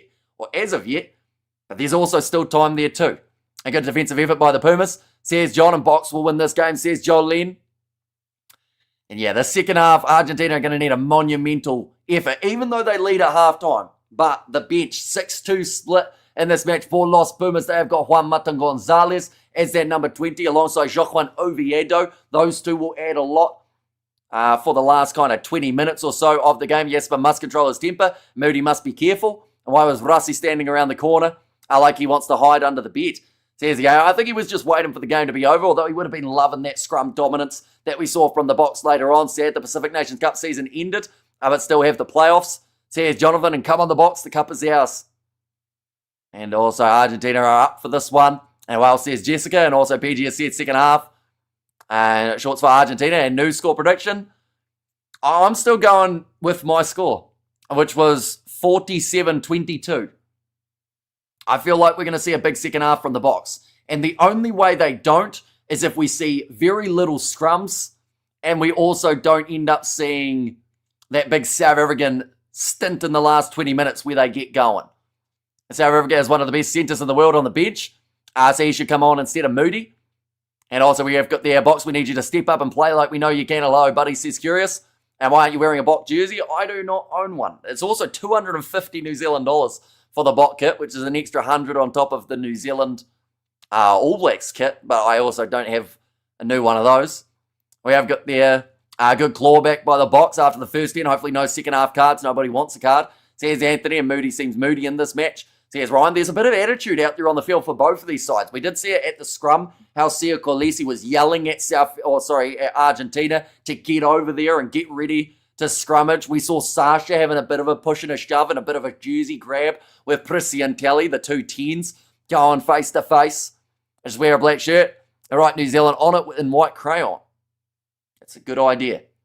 I see you are pulling another all-nighter with another game after this. We certainly are. The next game that we are going to be covering on the channel will be the contest taking place between the Bulls and Leinster. A rematch of last year's earlier this year, URC final. And we have got there Lady Lynn in the house. And hoo-ha, Hamish says, Lady Lynn, hope you are doing well. And Box scored 60 points last week in the second half. Not quite. They did manage to score themselves 42 points in that second half up against the Argentines. But throughout their last two games up against Argentina, they have scored 110 or 115 points combined. Hamish, are you an OG commentator in this format? Not necessarily. I feel like there were still those guys before me. I feel like the perfect man to mention is Gareth Mason. Sadly did pass away. It's actually a few years ago, which it's crazy how fast time goes. But he used to do the watch-alongs way back before I was even doing YouTube. So, if it wasn't for guys like him, as well as 2 Cents Rugby, like the likes of our channels probably wouldn't exist today. We have got there, Hamish, please consider the alternatives. There's cool story. And also, we have there, thank you for your awesome work, Hamish. Always greatly appreciated. Peace and blessing from Johannesburg, from Joel there.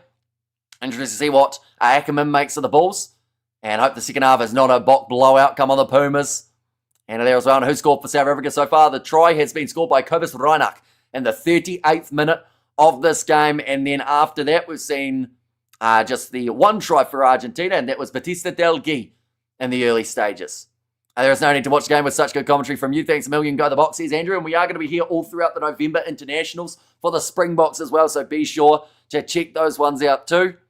We've also got the Bulls-Leinster game. Like I mentioned, Villy LaRue actually going to be playing in that contest for the Bulls off the bench. Leinster, they are still missing some of their Irish internationals, but they are just showing the stats here. Possession, 52% in favour of Argentina. There was a point in this game where territory was 87% for the Argentines, but now it is 56% in favour of the Box. We've seen an extra 30 carries from Argentina. They've had an extra about 30 or 40 metres of metres made too. And penalties conceded so far, 6 against them. About 4 of those have been at scrum time. So they need to be very careful moving into the second half. Looking through at what is to come for these two sides, though, for the South Africans, they have got Japan in only less than a month's time, about 28 days before that match takes place. France versus South Africa, as well as Italy, Ireland, and Wales. Those are the November internationals that the Boks have got on the cards. In terms of what Argentina have, they have just the 3 matches that are going to be coming up for the side, up against the Welsh, the Scottish, and also the English. So yeah, be sure to keep an eye out for those ones as well. We'll also be doing the squad announcement when it does take place. Also, a team of the tournament will have to happen at some point, although I'm very indecisive, as you guys know. So that's going to be hard to do. And whereas Quagga, he will be making his way off the bench. I would say he won't be a mile away, although to be fair, Visa, Seal Kolesi, as well as Peter Stifter-Toya, I wouldn't say any of those guys have actually done terribly throughout the first half. We didn't actually see a huge amount of Visa up until after the 20 minutes or so. And Japan in the bot will be fun to watch. And also, my favourite commentator to watch when I'm overseas and can't watch the game says it is Melanie. Thank you very much. Or Milani, it actually is, sorry.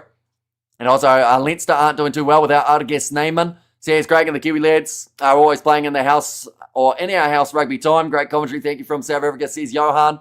And there too. But anytime or anyone who is new, I should say, be sure to leave a like and subscribe. We are on the road to 75,000 and we are very close to 74,000. The goal was to hit it by halftime. I haven't actually looked at it in the last little while. We are currently 200 subscribers away. So if you haven't hit that subscribe button, please be sure to do so. It is free to do. We do a lot of rugby-related videos on the channel, including that URC game around the corner and also the November Internationals. We're going to be covering them on the channel as well. The World Cup draw also around the corner. We have got their drop kick, says Walter. And there as well. And also, we will win, says Craig. And also, my money is on... Oh, that froze for a second. Okay, we're back.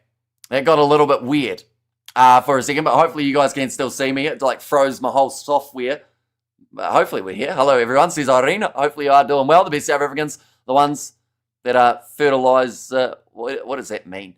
I love your commentary, studying while listening to you. Prob's not the best idea, says Lolly. Well, hopefully it's helping you write words a lot quicker because I'm currently in a frantic talking mood. Hamish, I can say one thing. The Boks are great to watch. Either brilliant or terrible, says Kevin. And where can I watch the game on? It is available on Super Sport. It is available on Sky Sports, Stan Sport. Those are your main options for being able to watch these games. I think 2 starting Irish International starting for Leinster today. So, yeah, it will be a tough day at the office. And the Bulls, they're looking like a pretty strong side at the moment with how it is sitting. And for your info on all our rugby players, says Brett, and also who will break this game open. See, I feel like, you know, you look at someone like Sasha. He had a little bit of a mixed bag of a first half. He had some brilliant runs and then just couldn't quite get that last pass together. Awesome commentary, says Diane. Thank you very much. Greatly appreciated. We have got a new channel member as well from my Namu, so thank you very much. And we have got there, and where has the Kiwi lad gone to? Says Robert there. And also we have got there, do you have a non-alcoholic beer under the table? I do have a big bottle of water that is slowly getting lower and lower. What time do you get to sleep? New Zealand time, says Adam. Today, it's probably going to be...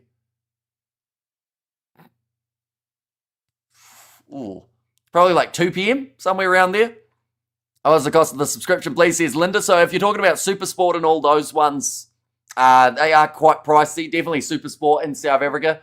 If you're talking about the channel membership, it does not give you access to the game, but it does give you access to those emojis. I believe it's $5 New Zealand a month. South African Scrum is serial, like actually. And also, Sasha stole my girlfriend's socks in school. He is not okay, says Martin.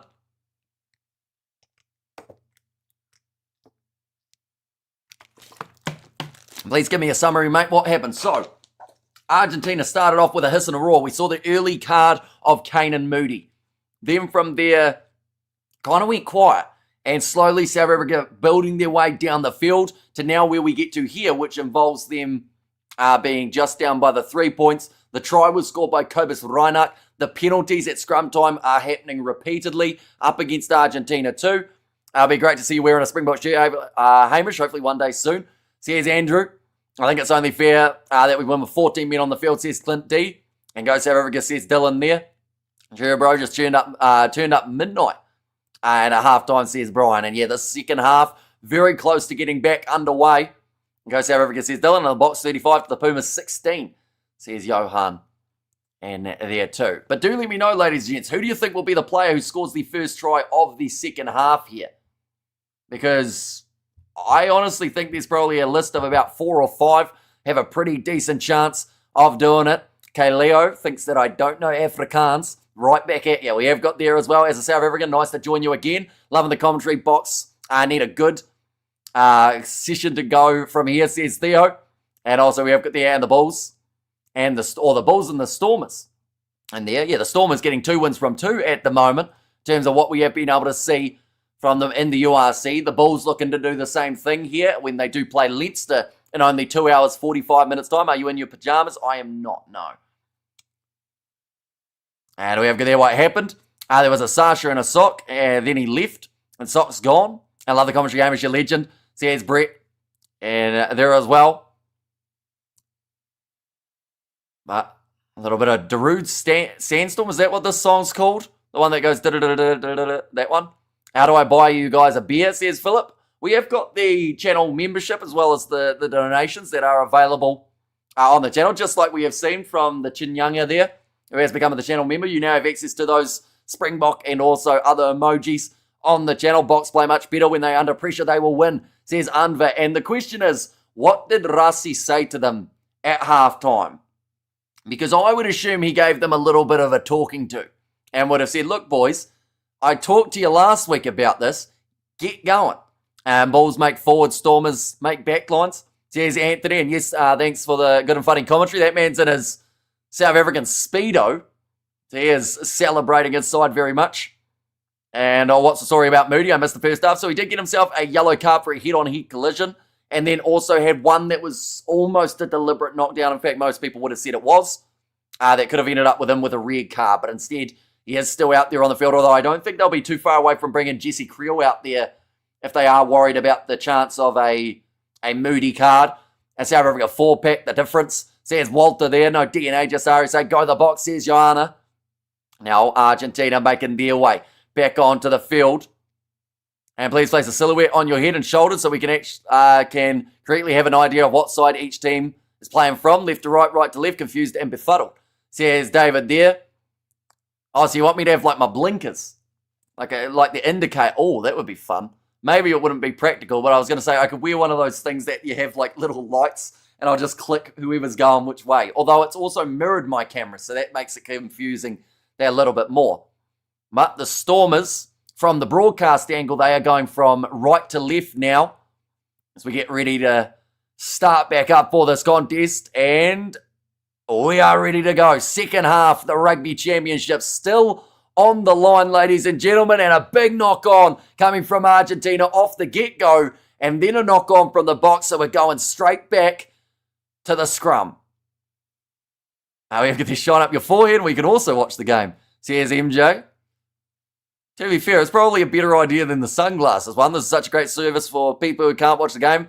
I wish I'd tell our mates about these boys, says Wayne. It is hugely appreciated. We are here each and every weekend, whether that's the URC, the Sevens, the International Rugby, Super Rugby, Six Nations, all happening on the channel. But now scrum feed. This is where the box will once again look to really assert their dominance. Oxenshire did miss last week due to the injury, but it's already proving evident that he is able to put in a big shot. Watching the game live on mute and listening to your commentary, says Ibrahim. So anyone else who does want to do that, we are currently sitting 42 minutes and 5 seconds, 41 minutes and 7 seconds through now. Any replacements yet? Not yet. For either of these sides, I don't believe any switches have come just yet. What a poor start. Looks like the box will dominate, says Zai. Okay, Cobus Reinach just trying to fire up his team, telling them all, let's go. Now ready to feed it in now, Reinach. ABS Rugby Union commentary on YouTube, says Victor, thank you very much. And it's another advantage at scrum time for the South Africans going off. Kane and Moody trying to step through, but a very good solid tackle from Benitez Cruz into the wide channels now. 22 metres out from the line. Jasper Vesa goes over the top, bit loose, but picked up nicely by Kane and Moody, who's trying to make up for that yellow card that he had in the first half. They're still under that penalty advantage from the scrum. Damien Valimza skip past to Kolisi, couldn't quite get the offload to his Sharks teammate in Ethan Hooker. I don't think Hooker's even had a single run that I can think of throughout this match as of yet. The Jamok need to win with a bonus point? They do not. They just need the victory. That is all they'll need. Right, they're going back for another penalty here at scrum time. This is where South Africa straight out in front of the post could take 3. But I don't know if they will. They may look at either the corner or the scrum again here. The Springboks are awesome. So here's Jason. Now we have got the arm in the stadium trying to get food, says on the right. Well, hopefully it does go smoothly. Eben Etzebeth currently down with a bit of an injury, but he is straight back up. He might have taken a head knock here. Looks like they're having a bit of a conversation. He's not happy, Etzebeth. Now, the last thing that man needs is another concussion, because he has had so many as of late, and it was getting to the point how one more head knock was looking towards retirement for Eben Etzebeth. Oh. Argentina 1. Mako Vivas, he is about to be penalised here. And actually, thank you, SABC let us down, says Michael.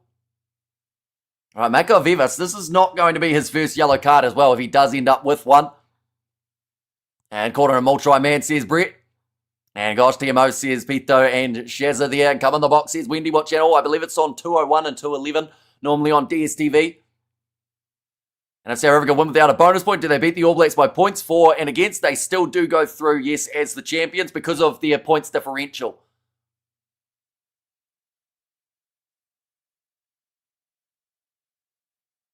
Right, what are we looking for here? That looked completely fine.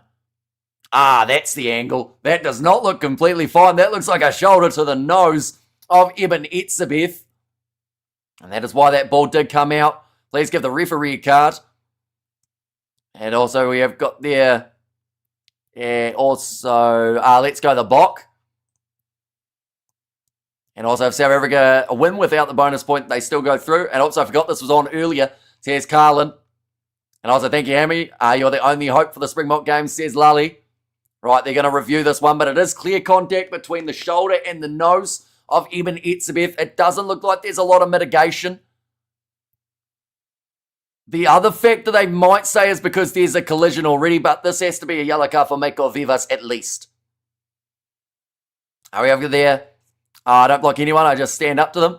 And watching from Bali, thank you for the great work, bro, says Jonanas, or Jonathan. Hopefully I've said that correctly. But that is now going to be the yellow card in an off-field review. That guy can be very glad Eben's nose isn't fighting back, says Martin.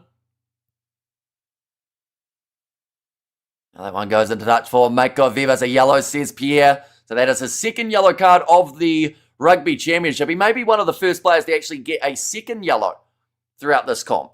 Now that I think about it, justice on the way. Do you think the Crusaders will beat Argentina? Probably not. I don't listen to that fool, Jason. He's annoying. You guys are giving it to him, replying, says Kings.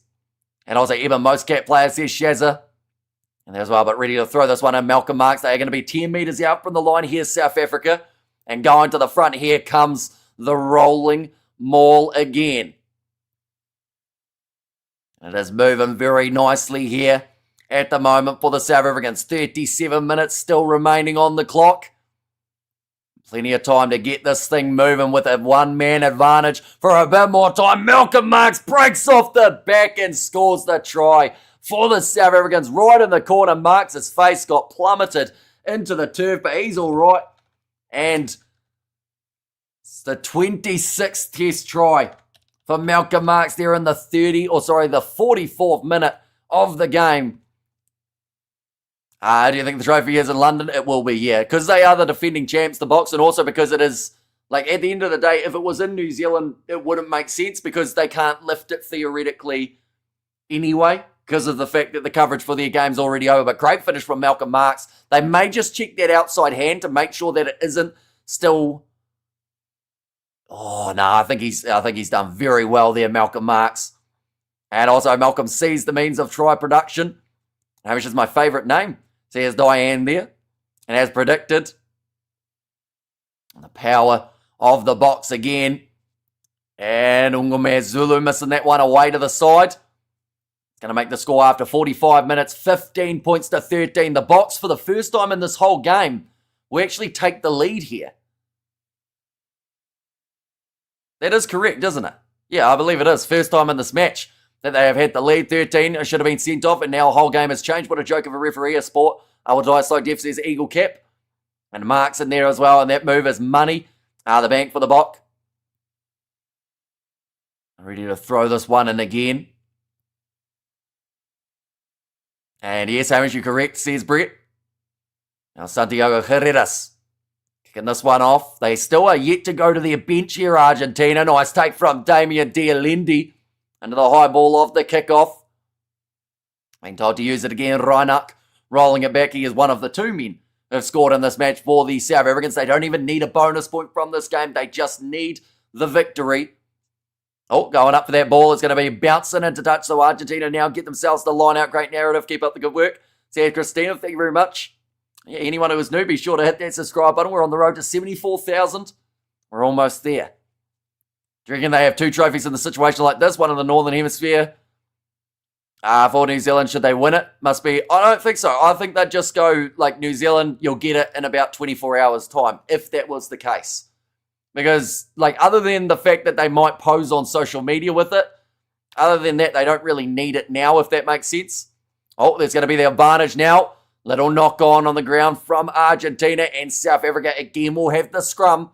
And subbed up, hope you reach your goals, says Corinna. Thank you very much, greatly appreciated. And great commentary, mate, keep it up, says Sean. And there too. And yeah, nicely stolen. That looked like it may have been a knock-on actually from Rua Nokia initially at the line-out time. In fact, I think they... Oh no, the referee says we carry on, and Montage is going, but it's a clear knock-on. Right, the time is now off. They may actually be checking this one. And imagine the Pumas Rugby Federation forfeiting ticket revenue to this big fixture. Very odd. They actually didn't, though.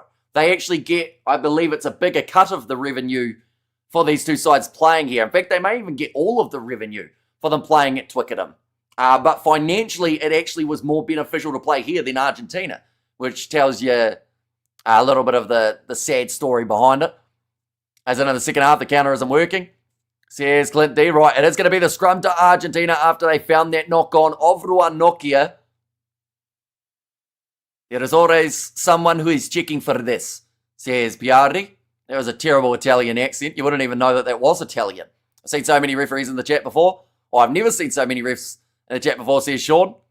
To be fair, early on in that last game between South Africa and Argentina, we probably had more. For those early ones, like the Cheslin Colby drop kick that we did see, as well as the, those early decisions. But then from there, it kind of fizzled out. This game, it's been consistent the whole time. And Springboks are the champs. Says Mary now, Argentina breaking off the back with Rondona. Oh, ball's loose. Picked up now, though. And Pablo Matera with the carry. This looks like Sasha's down with an injury here. So it's going to be a pick and go for the Argentines. Great ankle tap from Peter Steftatoy to be able to slow him down. Now, Juan Cruz Malia goes off to Santiago Chucabares. Sound like a South African accent. Says Shazza. It's probably better than my South African accent when I try it. We've got the Philip Bailey membership as well. Thank you very much, mate. Greatly appreciated for your generosity. Going off to the left-hand side now. Still sitting 20 metres out from the line for Argentina. They need to try and take this lead back. Marcos Crema tackled by Eben Etzebeth. 2 of the most physical and passionate players out there on the field. Malcolm Marks looking for the steal, and he gets it again, Malcolm Marks. That is his second of the contest, and that is putting him definitely towards a man of the match contender. And we have Chicken says sighted and go the Bok. Do what you do best. Rossi told you. As SAS Special Forces or something. And play hard, boys. We are proud of you as South Africans. And also we got their marks for man of the match. Yeah, I think he's getting pretty close to it at the moment. Let's have Six Nations champs versus Rugby Championship champs. Says Ken. So we're going to get that in November. Fun fact. Because in that case, 1 second, we'll go like this. We'll go like this. These are the South African games that are qualified or that are locked in for November. So as you can see there, France versus South Africa, it is going to be happening. So yeah, we only have to wait about a month and a bit for that to take place. Los Pumas says Kim there, and please South Africa says Ashwin, and Montoya giving Piatti the steer. And go the Bok says Utumeni. Oh, okay, Eben Etzebeth going off the field. This looks like he's got blood coming from his mouth as well as from his cheek here. Does look a little bit worse for where Eben Etzebeth. Although, you know that guy that if he is not concussed, he will want to go back out there. And Malcolm Marx, legendary player. And yeah, I mentioned about it, how he's had a couple times where he's been lacking that big turnover, whereas in this game he's got about 3 or 4. And at least look like he's going to get them. But ARGENTINA making his way onto the field. Still 32 minutes remaining in this match. Right, 6 and 8. Oh, that's 6 and 8. That is Pablo Matera and also Santiago Grondona, who will both make their way from the field. This is some exciting games for the Boks in November, says Casper. And also, we are proud of you, Bok. And remember, Boks are second half team. Yeah, last week they managed to get themselves 42 second half points. All right, yellow card will remain as a yellow as well. And Kiwis are desperate for South Africa loss coming from a Kiwi, says Bros. And excellent commentary, Hamish. Well done. Thank you, says John. And how did that guy reach Evans' nose? Yeah, that's how you know it's a little bit too high, don't you? And not the best touch finder there from South Africa, but they will still be sitting around 30 metres out from their line. Got there the South African flags there from Sarah as well. And also, Eben is a graduate of the Bus School of Rugby. Now going into ARGENTINA and already getting involved in the early stages since making his way onto the field. Your commentary comes in clutch. We keep it up to date of the match while showering, says Inferno. Well, there you go. But now, Cobus Reinhardt chasing after this one. Cheslin Colby once again beaten in the aerial challenge, this time by Prisiantelli. Currently, the two sides just split by the 2 points. Argentina have 1 try, whereas South Africa have got themselves the 2. Jasper Visa, as well as Peter Steph Toy. That ball's going to get kicked forward by Menendez Cruz. Awkward bouncing, but really nicely taken by Sasha. That looked round the neck, but he was falling, says the referee. ARGENTINA thought about the offload, can't get it away. Normally, that man finds one 9 times out of 10. Now again, kicked high. Chasing after this one for Cheslin Colby. That one's going into the hands of Jasper Visa. And it has gone forward. I mentioned the score, still 13 points to 15. Has it not updated? It is still 13 points to 15. Makov Viva still off the field for another couple of minutes. And also we've got there as Cheslin shrunk some more. Says Shez, I think it's just he's facing a lot of taller opposition in this matchup. It's relatively difficult, but normally he would win those aerial challenges. So I do think that in some regards, we've probably seen some better work from Argentina under that high ball. We'll get their opinion on true. Rumours South Africa paid off the ref. Well, they wouldn't have. But, you know, has it been the smoothest game from the refs? No. But have we ever seen a smooth game of rugby as of lately with referees? No. Because of so many different laws and interpretations, until they simplify the rulebook, there is always going to be one side that aren't happy, if not both, at the end of a game of rugby. It's just the sad reality.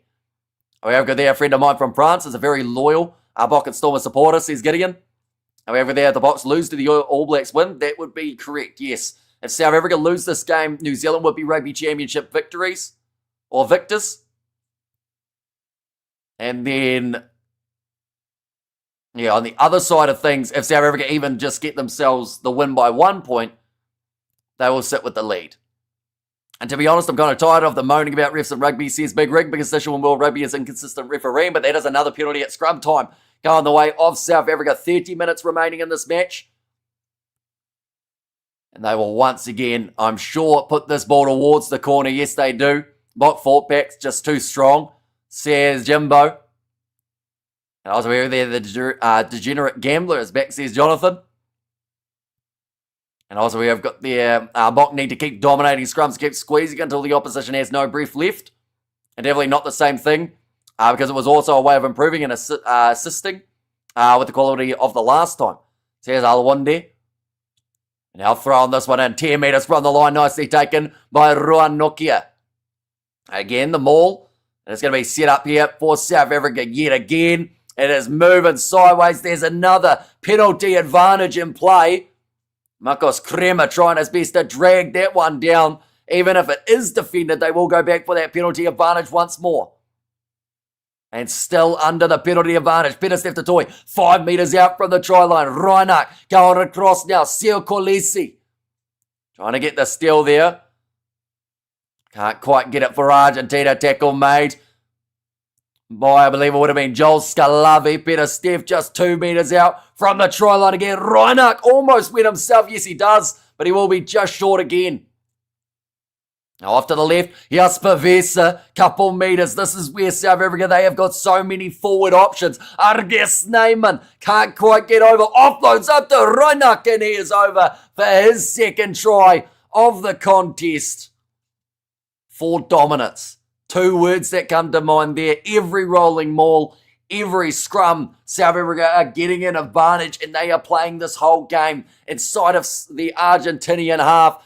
I think there's Sir Colisi talking to the ref saying, hey, maybe we could give a yellow card now. Not that they will need it in the scenario, but Reinach got it off to Arges Neyman, who of course will find an offload from his back. And then Reinach goes in and gets himself the try. That's how it's done. Says can't believe everything in second half is best time. Says Alistair Hall. And well done the box, says Casper. And their own Khaleesi's time. And also a try for the box, says Peter.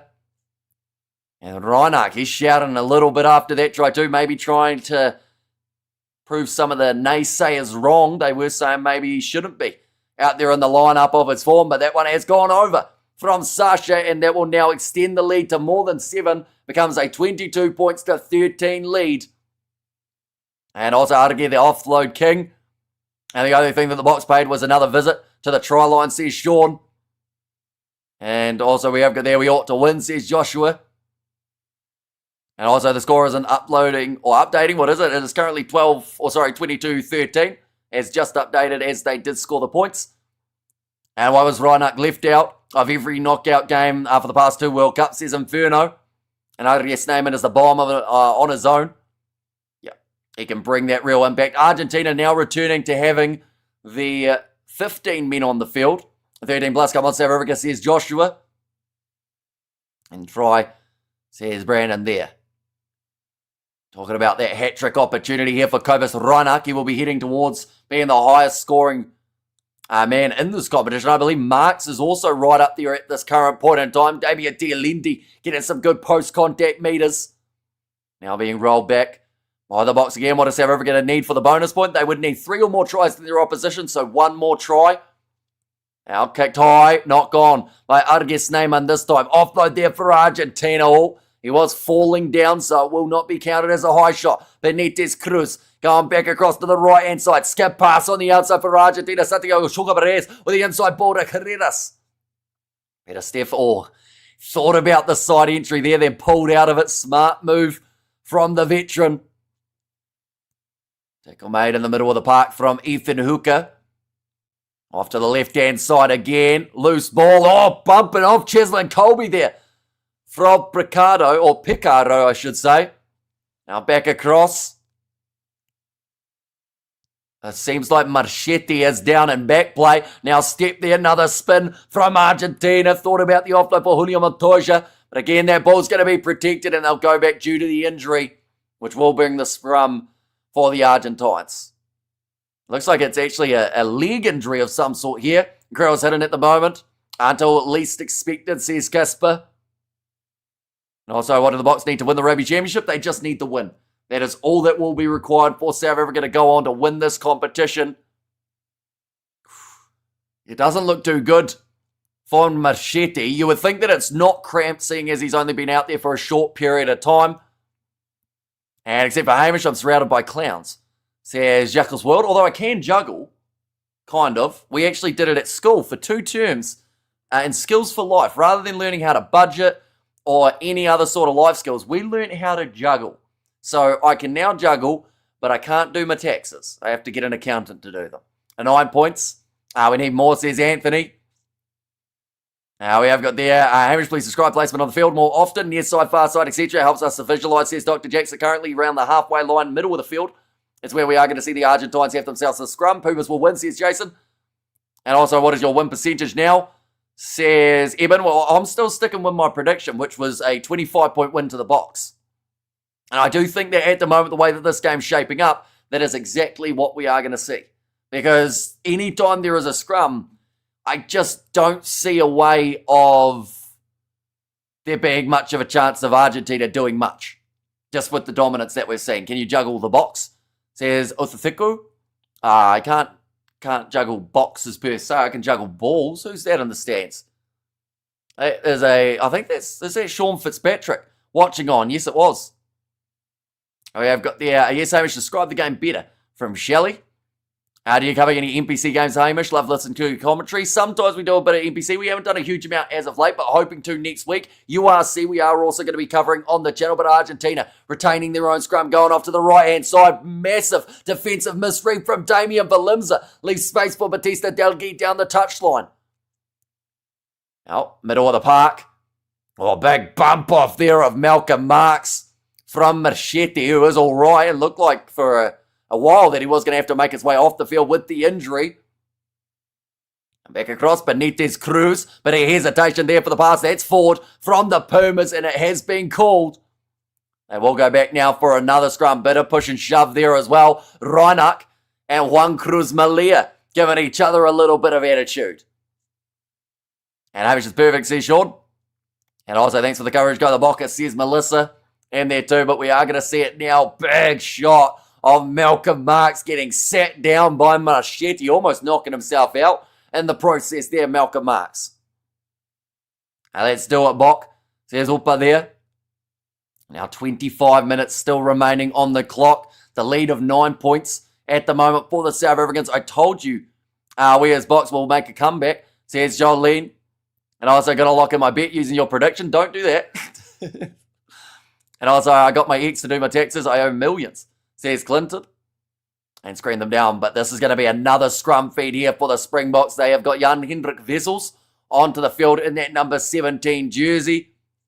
We do also see Wilco Lowe out there too. Big push, another advantage at the scrum time. Kobus Reinach, little chip behind from Damien Dialedi. Also Jesse Creel, he's made his way on, gets the offload to Sasha Feinberg. The pass on the outside to Ethan Hooker, who cuts back inwards. That was a bit high from Santiago Chocobares. Now 22 metres out from the side on the near side of the field for the South Africans. Damien Dialende to spin from Vesa and puts in a fend or two as well. Another try for the Box coming, says Rian.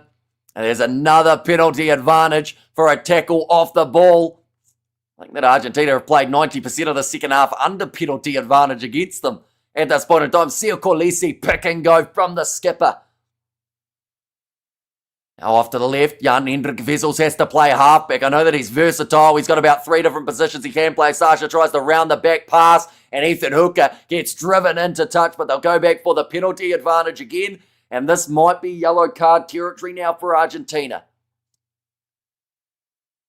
We have got there as well. Go the Box. You got this one, says Paul. And Box is a scrum monster, says Henrico. Okay, back-to-back penalties now against Argentina, so they are being warned here. Start of the death sentence. You go, Box Bradley, South Africa, says Martin. Me too, Jerome, says Sean there. And also none of my totally legal links to this game are working. This is my last resort to keep up with the game. Thanks, brother. You're doing us a massive favour, says Furus. Oh, yeah, they're just showing that high shot from Santiago Chocobares on Sasha Feinberg, Ngame Zulu. Oh, and he took a big shot from Marcos Crema too as he was ducking down. So he's taking a few big collisions at the moment. Sasha in the last little while. The Box are coming hard. We called this, or called for this turnaround in the second half. Says Limakatso. Right, the TMO has cleared everything, saying that those were all fine. And now the South Africans, they will be able to kick this one towards the sideline as we tick towards the final quarter of this matchup. I thank you, Hamish. We have we have won the Rugby Championship, says Farouk. This guy needs to be on commentary, says Stanley there too. But this is going to be another big shove, rolling maul, exactly where they will want to be. Thank you, mate, from a South African living in Germany, says Helmut there. So it is greatly appreciated you popping in. We are going to be here for the November Internationals on the channel as well. So anyone who is new, be sure to hit that subscribe button. We had the goal of reaching 74,000. And at the moment, all loose ball picked up by Malcolm Marks. 1 metre short of the try line now. Now working it back towards the post, but still about 15 metres from them here for South Africa. Reinach looking both ways. He's got Argus Neyman, who will be just short of a try for the big man. Now Malcolm Marks, he's lurking at the moment. So is Kobus Reinach. No one defending Malcolm Marks. And it's a second try for the Springboks hooker. In fact, it's a... Wait. I gave a try to Malcolm Marx that he didn't get. 1 second. Reinach scored in the 52nd. Marx scored in the 58th. There we go. But they are both on the race for the hat-trick at the moment. 4 minutes into this game was the last time we saw Argentina score a try. I love the commentary, says Joshua. And there as well, but they are clinical. They are lethal. They are the Springboks, and they are defending their Rugby Championship title with a lot of determination at the end of this game. Malcolm Marx is a great try scorer for a 4-pack, and he might even get himself towards the highest try scorer of this whole competition if he continues this way, Malcolm Marx. How many did he have leading into this game? It was either 2 or 3. He had, I believe, 2. So at this stage, he is up to 4. He is tied with Joseph Suali'i in terms of the leading try scorers of the competition. So he needs 1 more. Thanks for listening from offshore Qatar. And also, Malcolm Marx is too good, says Eben there. And finishing it off as well with the extra 2 points for Sasha Feinberg. Ngame Zulu making the score 29 points to the 13. An awesome bloke birthday present, says Jason there. Yeah, they are certainly playing. And there will be big celebrations after this game, not just for the birthday, but also for the way that the Boks have been throughout this Rugby Championship. They have got themselves the possession inside of the 22. Who got that try was Malcolm Marx, who managed to cross the try line there. Now Reinach inside of his 22, looking down towards the touchline and does manage to clear it down to the halfway line. Yes, keep it going, 13 plus, says Joshua there. Opinion on the housing crisis in South Africa? I didn't even know there was one. I think there's a housing crisis in most places, isn't there, at the moment? I think New Zealand have one. I'm not sure about England or anywhere like that, but need a few more houses around. Now, Julio Montoya, ready to throw this one in for the Argentines. They are slowly getting further and further behind in this match. They were ahead at halftime, 13 points to 10, but from there, 19 unanswered points from the South African team. We have got Ricardo as well as a channel member. Thank you very much. Greatly appreciated. And there I got an ad who scored the try. It was Malcolm Marx, who managed to get his second. And now Malcolm Marx going off the field. I'll give him a little clap because he's got man of the match. I don't see anyone taking it off him. My electricity just ran out. We got a donation as well, a super sticker from Clint D. Thank you very much. Greatly appreciated. JB or GB has said thanks for the excellent commentary. And there as well. But Marx has really stepped up from the way that this game's gone. Like they have said, about as good of a 60 minutes as you will see from a hooker in a game of rugby. Had to add in a game of rugby onto the end of that sentence. But now Bongi Umbanambi returns back into the Springbok side and already makes a tackle. Also, Siu Kolisi has been taken off the field, and that is for Kwaka Smith, who has made his way on. Kicking behind from Los Pumas. Going towards the touchline. Cheslin Colby watching this one closely and tries to go over the top of Batista Delgui.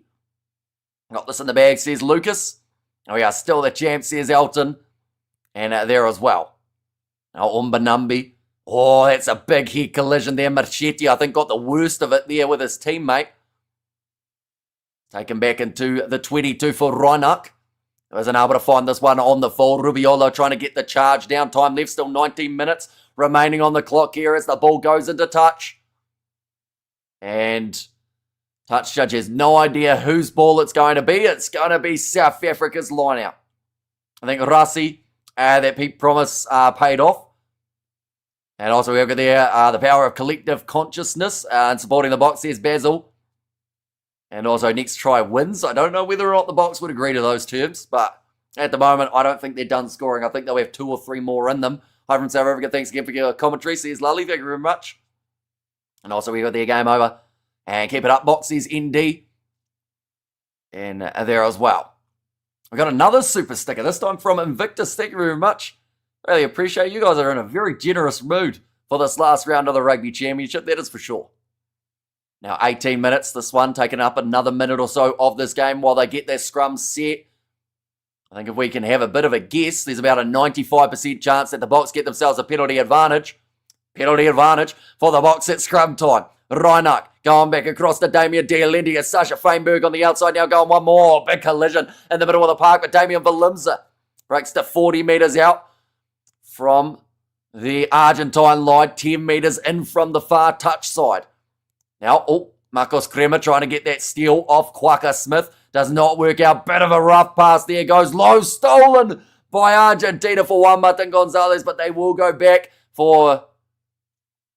Oh, that's the initial scrum penalty. That was 30 metres back that they've gone for there. A bit of a generous advantage there from Piatti, you'd have to say. I did get a line break after that and about 3 or 4 defenders beaten. I think Piatti just having a bit of a chat here with this Argentinian side. I'm predicting the yellow now, says Eben. Also, we go there. Gosh, there's going to be a whole rant about ref BS or bias, says Inferno. How much time is left? Currently another 17 minutes remaining here. They are back for that scrum penalty. The way that the table sits at the moment, the South Africans would receive the bonus point. But at the same time, they didn't need that bonus per se. All they needed was the victory here. And also we go there. Quagga is a miracle, like Peter Steph, says Sean. We have there. Ref always went back to last week's game with that advantage. And yeah, it was criticised a lot in that Australia-New Zealand game too. I'm preparing a chicken curry listening to you. Thanks for the breathless coverage, says Regine. Our line-out throw here for Bongi Umbanambi. Gets it in, goes straight into the hands of Peter Steph Tatoi. Huaka Smith. Oh, that wasn't who the pass was supposed to go to, but Visa taking it nicely. Now attack and run forward from the big number 8. Always physical when he gets that ball in hand. What happened to Jason? He's still popping in every once in a while. He's not really adding much at all. Drop kick there from Sasha. That's actually going along the ground. Almost turns into a grubber from Sasha and doesn't even reach the dead ball line. So they will go back for the 22 dropout now. We have there, where is Marnie and Grant? I don't think they'll be a mile away from seeing Marnie Libok as well as Grant Williams make their way onto the park. Currently the 16-point lead. And much more than a point per year. And your commentary carrying us, and the box to winning, says Hans. That's a big goal line dropout. That's massive from Herreras. He went from 22 to 22 with that kick. Now, Damian Belimza chasing after his own kick. Nicely taken under it for Santiago Herreras. Oh, Belimza's hurt his face here. He's holding on to his jaw. Hopefully nothing too serious. Now a step from Joaquin Oviedo. Ball's gone backwards. And now Ruan Nokia knocked out of that breakdown. When you visit South Africa, be sure to pop around to Centurion. I'd love to buy your beer or 10. See you stand there. And are you having an interview after the game? Are you going on to the next commentary? So we have got the post-match review that we will end up doing. Oh, one player going down, Benitez Cruz for the Argentines. Nicely taken by Sasha. I didn't have anything organised for a post-match kind of sticking around review. Oh, loose ball. And it's picked up by Batista Del Gui. Mistake from Sasha leads to the try for the Pumas. And they are now back in the game. Batista Del Gui scores at this game. Seemed like it was over, but now half a sniff for the Argentines. They got something left in them. Type of mistake that they didn't have to do there. But I do think maybe it was down to overconfidence. Assuming that everything was going to fall nicely. In fact, my apologies. It's actually Cheslin Colby who threw that pass, not Sasha in that case. And never be complacent, box. Play to the whistle, says Viv B. That kick has gone over. But Del Gui, he will accept that one every day of the week. But Cheslin Colby it was with the wide cutout pass, and it went straight to Del Gui. Hey, commentary has magic. Thank you, Mr. H. It feels like I'm watching the match, says Charlton there. Oh, time is off here. Batista Del Gui does manage to regather that ball nicely around Jesse Creel. And come on the box, says Stephanie there. A mistake from Colby. Del Gui now with the double. There are 3 players here with a chance of a hat-trick. Now, one of them has made his way off of the field. We got another donation from Philip. Thank you very much, mate, for your generosity. And have we got the bonus point? At the moment, no. But they don't need it. They only need the win here for the South Africans. Joaquin Oviedo breaking through 2 challenges. Now, kick downfield. Oh, collision at the back. Sasha apologising to Damian Belimza. Both been going up for that same high ball.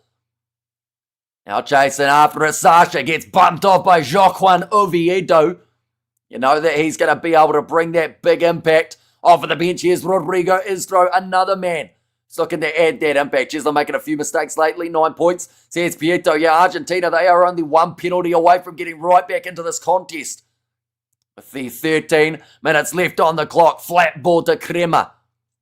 Now Benitez Cruz, he was dealing with a bit of cramp earlier on. Nice spin there. Tell you what, he's still going. The big loose there, prop. Huang. Oh no, in fact, yep, maybe, yes. Jan-Henrik Wessels. I wasn't sure if they were going to give him the turnover there, but in the end he does manage to rip it away. The big ball's loose yet. Now Peter Steph Toy. Oh, wow. That's lucky. They did have the original advantage in the breakdown after the steal. Now, Piatti initially didn't extend his arm, but they will go back for it. That was going to be another interception try from the box off a loose ball. But he was going to go for the penalty, says the commentators. Then he decided against it in the end as Jan-Henrik Wessels got the steal. Oh no, the arm was out for Piatti. And then the knock on from Sasha Rodrigo Isgro. He was going to be gone there. We have got the yes, Justin says Sean. And start, play loose. Play loose. And like idiots, you will lose, says Ronnie. It looks like Sasha going to make his way off the field now. That is for Mani Libok, who will replace him. Now we have got there, South Africa prefer to shower, not bath, says Mendapol. And also, as long as we win this game, boys, the Rugby Championship is ours. Yep, it doesn't matter if it's by 1 point or 100. Although 100 would be, of course, very nice. But 1 point would do it. That kick hasn't found touch from South Africa. Now kicked high by Argentina. They are chasing after that. Delgi looked like he may have been checked on the way through. Yes, he was. So it will be the penalty to Argentina to where they kicked it to. Well, normally it is where it's kicked to, but this time Piatti is going based off where he did get checked. And Hamish says, Tatiana there. Welcome, and I hope you're doing extremely well. I hope you're excited for the last 15 minutes because it's going to be a good one. And I'll raise that trophy, boys, says Stephanie there with a change of the line. I think that was actually from Grant Williams, who's only just made his way on. Oh, no, it was Umbanambi, in fact. Hand on the ground, and then uses right hand to pilfer. What a joke. Refs, honestly, this is outrageous, says Ethan. Or sorry, that is Eagle. So this bonus point means nothing pretty much, yeah. It doesn't change anything. They just need the win. They can win this game by 1, they can win it by 5, they can win it by 10, but they need the win if they want the Rugby Championship. Now Argentina looking to fire back here. Batista Delgui, big tackle on Santiago Herreras. It's to roll out of that breakdown himself. Oh, beautiful work there from Benitez Cruz, but it goes through the hands of the Pumas out wide. And it will now be the South African line out. South Africa just need a win. And also we'll get there. Hope we not throw it away, says Enrico there, as long as Mani hits on the ground. Or he's on the ground, he will push. Thrilling into the game. Yeah, a lot closer than some were anticipating, which is fantastic. At the end of the day, this match, oh, you can see the frustration from Montoya. He couldn't quite believe that they didn't get that one right. Grant Williams now passing it off to Quaha Smith. I don't think that the Boks will be hanging on to this ball for too long. Instead, looking for a kick downfield. Now, this one's going to be kicked high. Down towards the halfway line, knocked on from Juan Cruz Malia. So South Africa making those 20 metres off their kick. Now moving for Quaha Smith. Tackled by Oviedo. Is Makazole Mapipi not playing? It's a great question. He is in the squad, but he doesn't seem to be getting any match minutes for the Boks. He could have been playing for the Sharks in the URC. Nice take under the high ball from Santiago Herreras. 35 metres from their own line now. Los Pumas with a goal to get back 11 points. Or in fact, they only need 10 points back. Even a draw in this case, if they were to get the 9, it would almost boost them. No, not quite. I was going to say it might boost them above the Australians, but they would just narrowly miss out. They do need a win to finish 3rd on the Rugby Championship, and another penalty this time going against Jan-Henrik Wessels. And 6 minutes left and 9 minutes remain, says Jimbo. And also 10 minutes hold out the Bok, and I hope we win, says Ntombe there. I will mention we are currently sitting 50 away from that 74,000 goal, ladies and gentlemen. So if you haven't already, be sure to hit that subscribe button. We've got plenty more coming in the near future. We've got that match between the Bulls and Leinster. It is happening just around the corner, so be sure to stick around for that as well. It is kicking off in 2 hours' time. We are starting at 1 hour 40.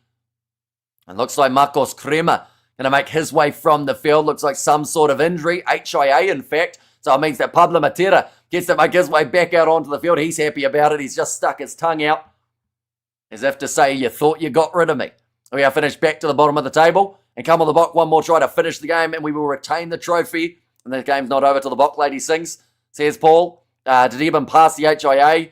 I don't think so. He hasn't returned anyway, but I think that may have also been because they were going to make that change of Argentina anyway in the near future. Winners the points difference, says Anthony. So yeah, they are currently sitting about 50 points ahead of anyone on the points differential. Ball stolen by South Africa at line out time. Labok calling for the ball. Peter Steph said, nah, I am taking contact. Now Williams, back to Mani Labok. This one's put high. And, Colby goes up for it, but again, doesn't quite win the aerial challenge. Ball's still there for the Argentines. Quacker Smith with a bit of a counter ruck on Chuka Barres and a bit of a slip there for Moyono.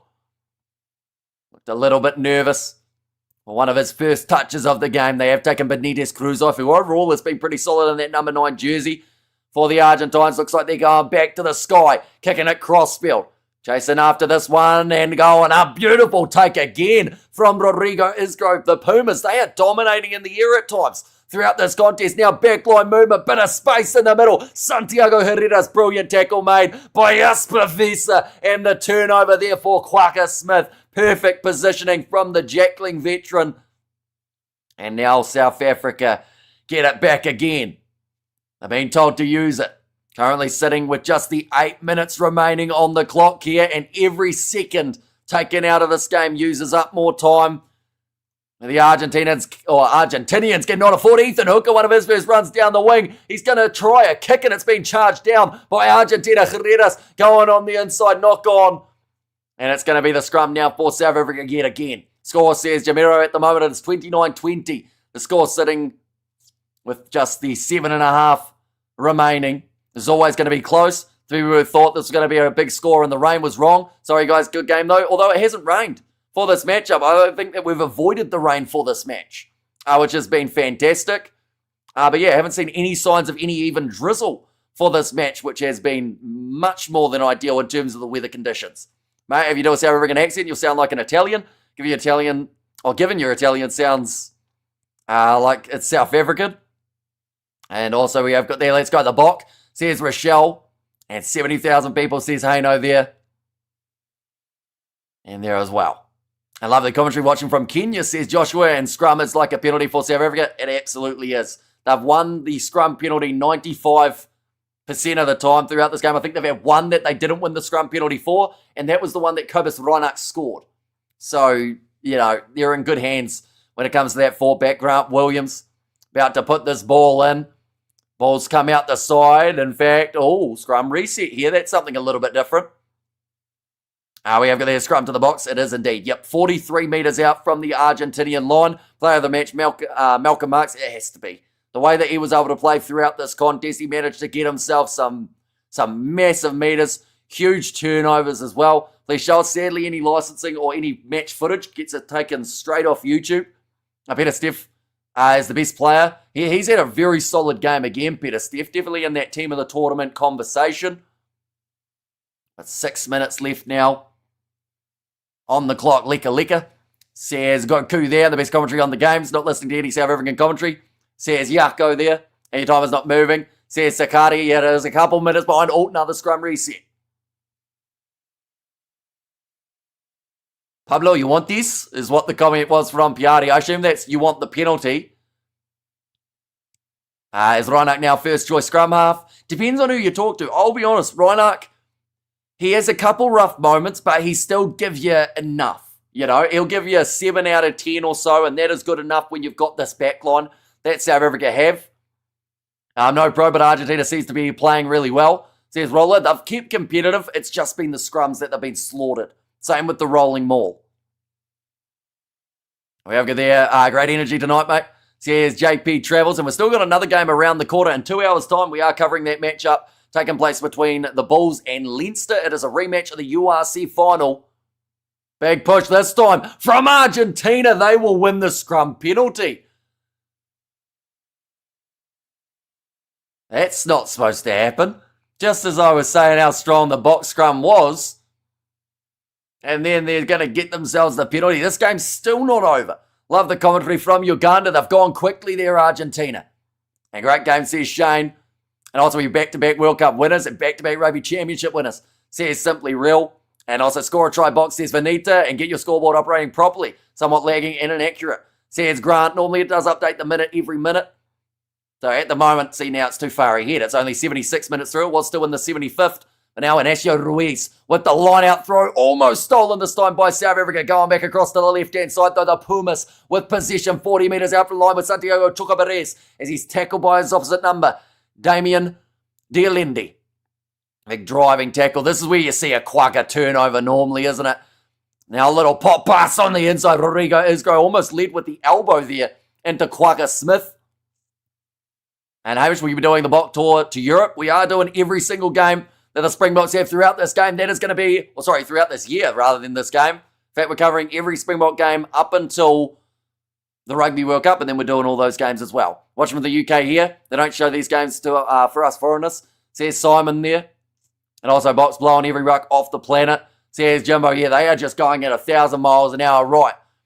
What do Argentina do here? They're kicking for the posts. That's not the call, but then it is at the same time. It depends if he gets it over. It's one of those ones that hindsight, isn't it?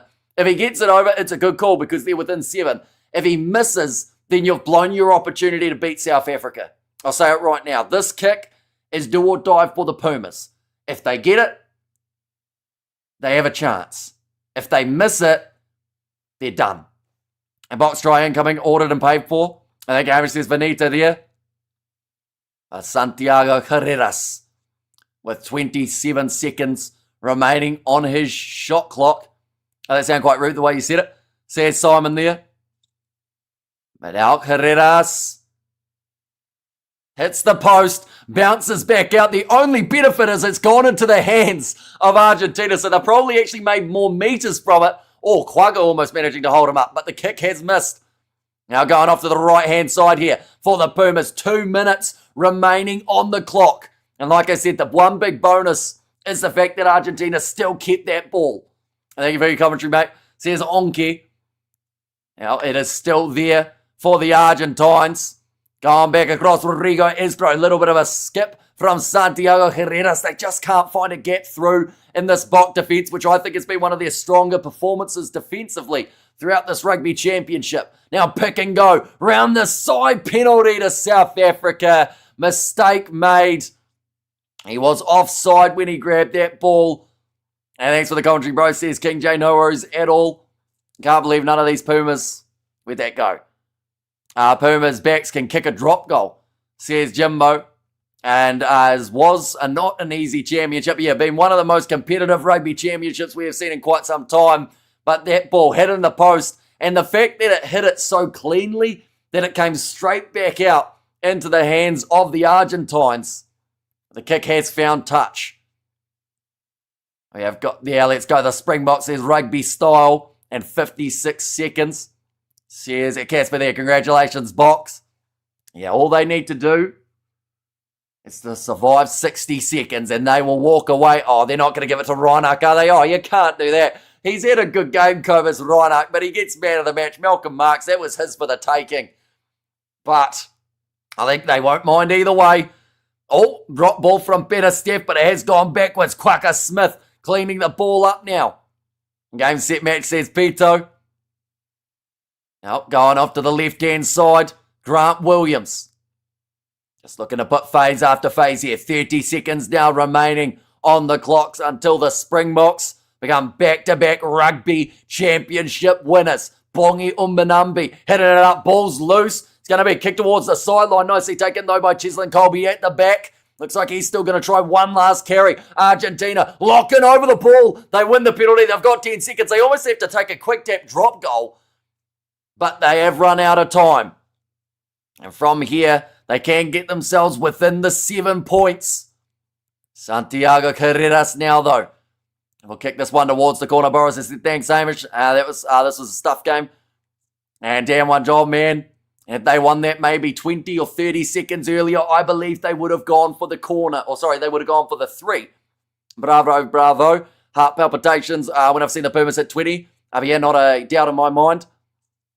So now they have said they cannot win the Rugby Championship, and also Argentina cannot actually get too much from this game. They can't go ahead of the Australians with the way that the table sits, but it's more so just for their pride. They want to finish this game on a high and say we took the world champs right to the wire in this match at Twickenham. Now moving forward, it's looking not too bad at the moment for the Argentines. Quaka Smith, he's gone through the middle and he may have just about tied this ball up. It goes down though for the Pumas. 7 metres from the try line. Pablo Matera waiting for it, but they will go instead to Franco Molina. They get a finish on a high here. Cross kick from Santiago Herrera, and it's the try for Rodrigo Isgro. At the end of the game, they will get themselves the consolation try, but South Africa will get themselves the Rugby Championship for 2025. You've been awesome, Hamish. Thank you. Says Melanie in there. Or Melanie. Why can I not say that name very easily? If this game, says City there. And also we've got the congratulations box. I'm sorry for the All Blacks, but we are the champions. And good contest by the Pumas. Absolutely. They've done much better in this game than many gave them credit for. Including myself, I thought we were going to see a runaway in the second half again, like we did see last week. But the bench, they actually were probably, with the exception of the scrum, you'd almost call, well, no, Quaka Smith got a couple good turnovers. I was going to say the more impactful bench, but it's very hard when you got Artigas Sneyman, who managed to get the offload to the assist. Now we have got their fantastic Rugby Championship. It's a shame that it won't be played next year. Says Jeremy, why can't you stream the actual game? Due to licensing, any match footage or audio will get us taken off YouTube. That kick has gone over from Argentina, and the end score in this game, 29 points to 27. I mentioned at the start that South Africa, they only needed to win by 1. They won it by 2, and they do go back-to-back with 2 in a row for the Rugby Championship. And South Africa box, says Tessa there, and good fight between the teams. Absolutely. Was one that almost looked like it could have gone either way in a game that at times looked like it shouldn't have. And box, thanks for the birthday present, says Jason there. Thank you, Hamish, says Arno. And then I was watching with a delay. Oh gosh, too close for me, says Simon. And also we get there, thank you, Hamish, says Carlin. Thanks, Hamish, another enjoyable session. You can watch the highlights in about an hour, says Mendapol. And yeah, we will also have a review of this game coming out on the channel. It's going to be an interesting one to break down. We're 11 away from that 74,000, so if you haven't already, be sure to hit that subscribe button. But at the moment, we have been going for 2 hours 51 on this stream. The duration of the last live stream that we did on the channel was 3 hours 19. There was no gap in between these two matches due to the way that the Australia-New Zealand game started late. So we have been going for 6 and a bit hours straight on the channel with like a 1 minute break to start the next live stream. Ladies and gentlemen, it's been a hectic time. International rugby, we even get little breaks normally, but for these ones, it's been back-to-back, all-out impact. But yeah, Rugby Championship comes to a close for this year. My first Rugby Championship, loved every minute, says Jimbo, and it is greatly appreciated, not just for your generosity, but also for the fact that you have been sticking around for these streams. Of course, we got plenty more coming up in November, some fantastic matches that are going to be taking the place. You're the best, Hamish, thank you. And very close game, says Stephanie. And totally unpredictable score, says France. And also we have got there, thank you again, Hamish. See you in an hour. Yeah, that next game that we are going to be covering on the channel, we will be starting up at around an hour, 20 minutes. And that will be the contest taking place between South African side, the Bulls, up against the Irish side in Leinster for the URC. Nice commentary as usual, Hamish. Thanks, bro. Says Jason there. And thank you, Hamish. Awesome commentary, says Merley. And thanks, Hamish. And there's the chat is going at 1,000 miles an hour at the moment. But a massive congratulations to the South Africans. They have had one of their most interesting rugby championships. The fact that their last 2 games before this one, they had scored 110 points up against their opposition. Their points differential speaks for itself. And even in a competition where we have seen the back and forth of 1 win, 1 loss in certain head-to-heads, South Africa, they were still able to put together 3 wins at the end of this rugby championship, which was the longest winning streak of any side throughout this competition for this season. We have got the donation from Simon as well. Thank you very much for your generosity there, mate. And thank you, Hamish. Brilliant commentary, says France. And also, we have got the Argentina World Champs by next World Cup. I mean, they've taken some good steps in the right direction here, Argentina. They could have easily gone into this game at Twickenham and felt, they could have looked disheartened. They could have maybe doubted themselves of whether or not they could win this game. They were beaten by 37 at the end of the day in the last match, but they came out firing. And they were willing to put up a fight. And Batista Delgui scoring those 2 tries for the Argentines to all but give them some sort of comeback near the end of this match. I should mention I should put Isgro down the bottom as well for a try scorer. This game put me on the edge of my seat. Congratulations to the box. There's Angelica there. Or it might have been actually it is Angelica. I was going to say Angelica, but I don't think that's how you pronounce it, is it? We have the Argentina, who are a fantastic team and really played superbly, even though the box won. And thank you, Hamish. There's Annie in there too, and well done. And also we have got there with this performance, France will take us. Well, there are still big games around the corner in November for these two sides. Argentina, they are trying to get themselves back into the top 6 for the Rugby World Rankings, whereas for South Africa, they have got the 5 games taking place up against Wales. South Africa are also playing Japan, France, Italy, and also Ireland as another one that they are playing up against. But we'll add that Isgro try while we're at it. There we go. Sorted that one out. Now we have got the Let's All Make Kiwi Loud, a Rugby World Cup commentator by 2027. Thanks, Hamish. Glad the Springboks won and happy for Argentina playing a great game. This is Test Rugby, says Andre G. And I'm just thoroughly happy that we didn't actually have a game affected by rain. You know, it was looking like it was going to be a bit rough. There was supposed to be a bit of wind. It honestly looked like a stock standard afternoon game of rugby in England.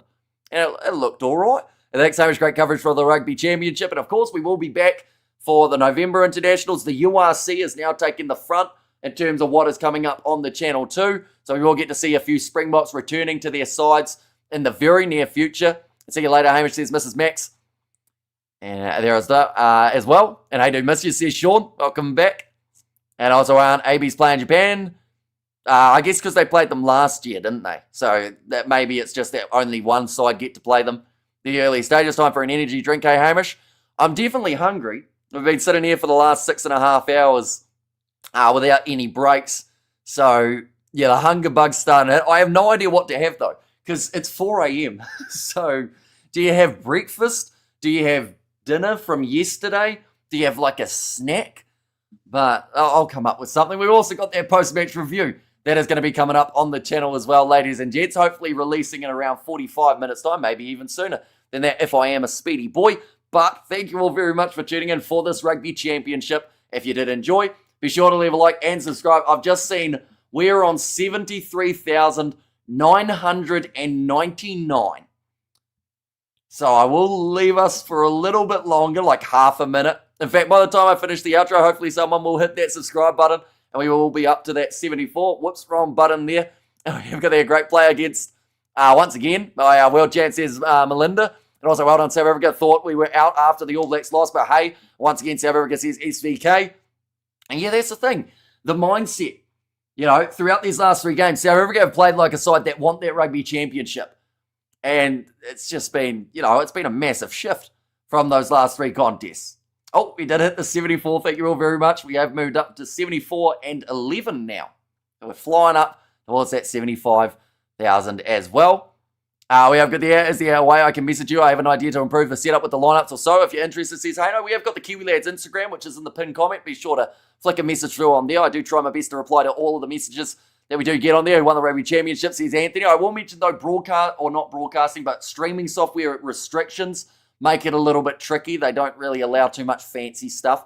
So I would possibly have to change to a different software if I was to do it. And we have got there, someone please tell me how we got the win. If AB's had 19 points and we had 15, because then South Africa won this game and got up to 19. And then the points differential was heavily in favour of the South Africans. We have got there, even though you live in New Zealand, you sound like you have an Aussie accent. When I talk fast, people say I sound Australian. So maybe that's just, I don't know where that's come from. A nice match. The only bad thing about the match, I think, was the referee's decision regarding the South African knock-on. Says Mariano, I love that people say we paid off the refs. My guy, I couldn't afford flying to Argentina. Says Lorato there. Hamish doesn't have a Kiwi accent. Says God's own, but they are just showing the Rugby Championship about to be lifted by the Springboks side. But yeah, nonetheless, I do thank you all very much for tuning in. If you did enjoy, be sure to leave a like and subscribe to the channel. And I will see you all for the next one.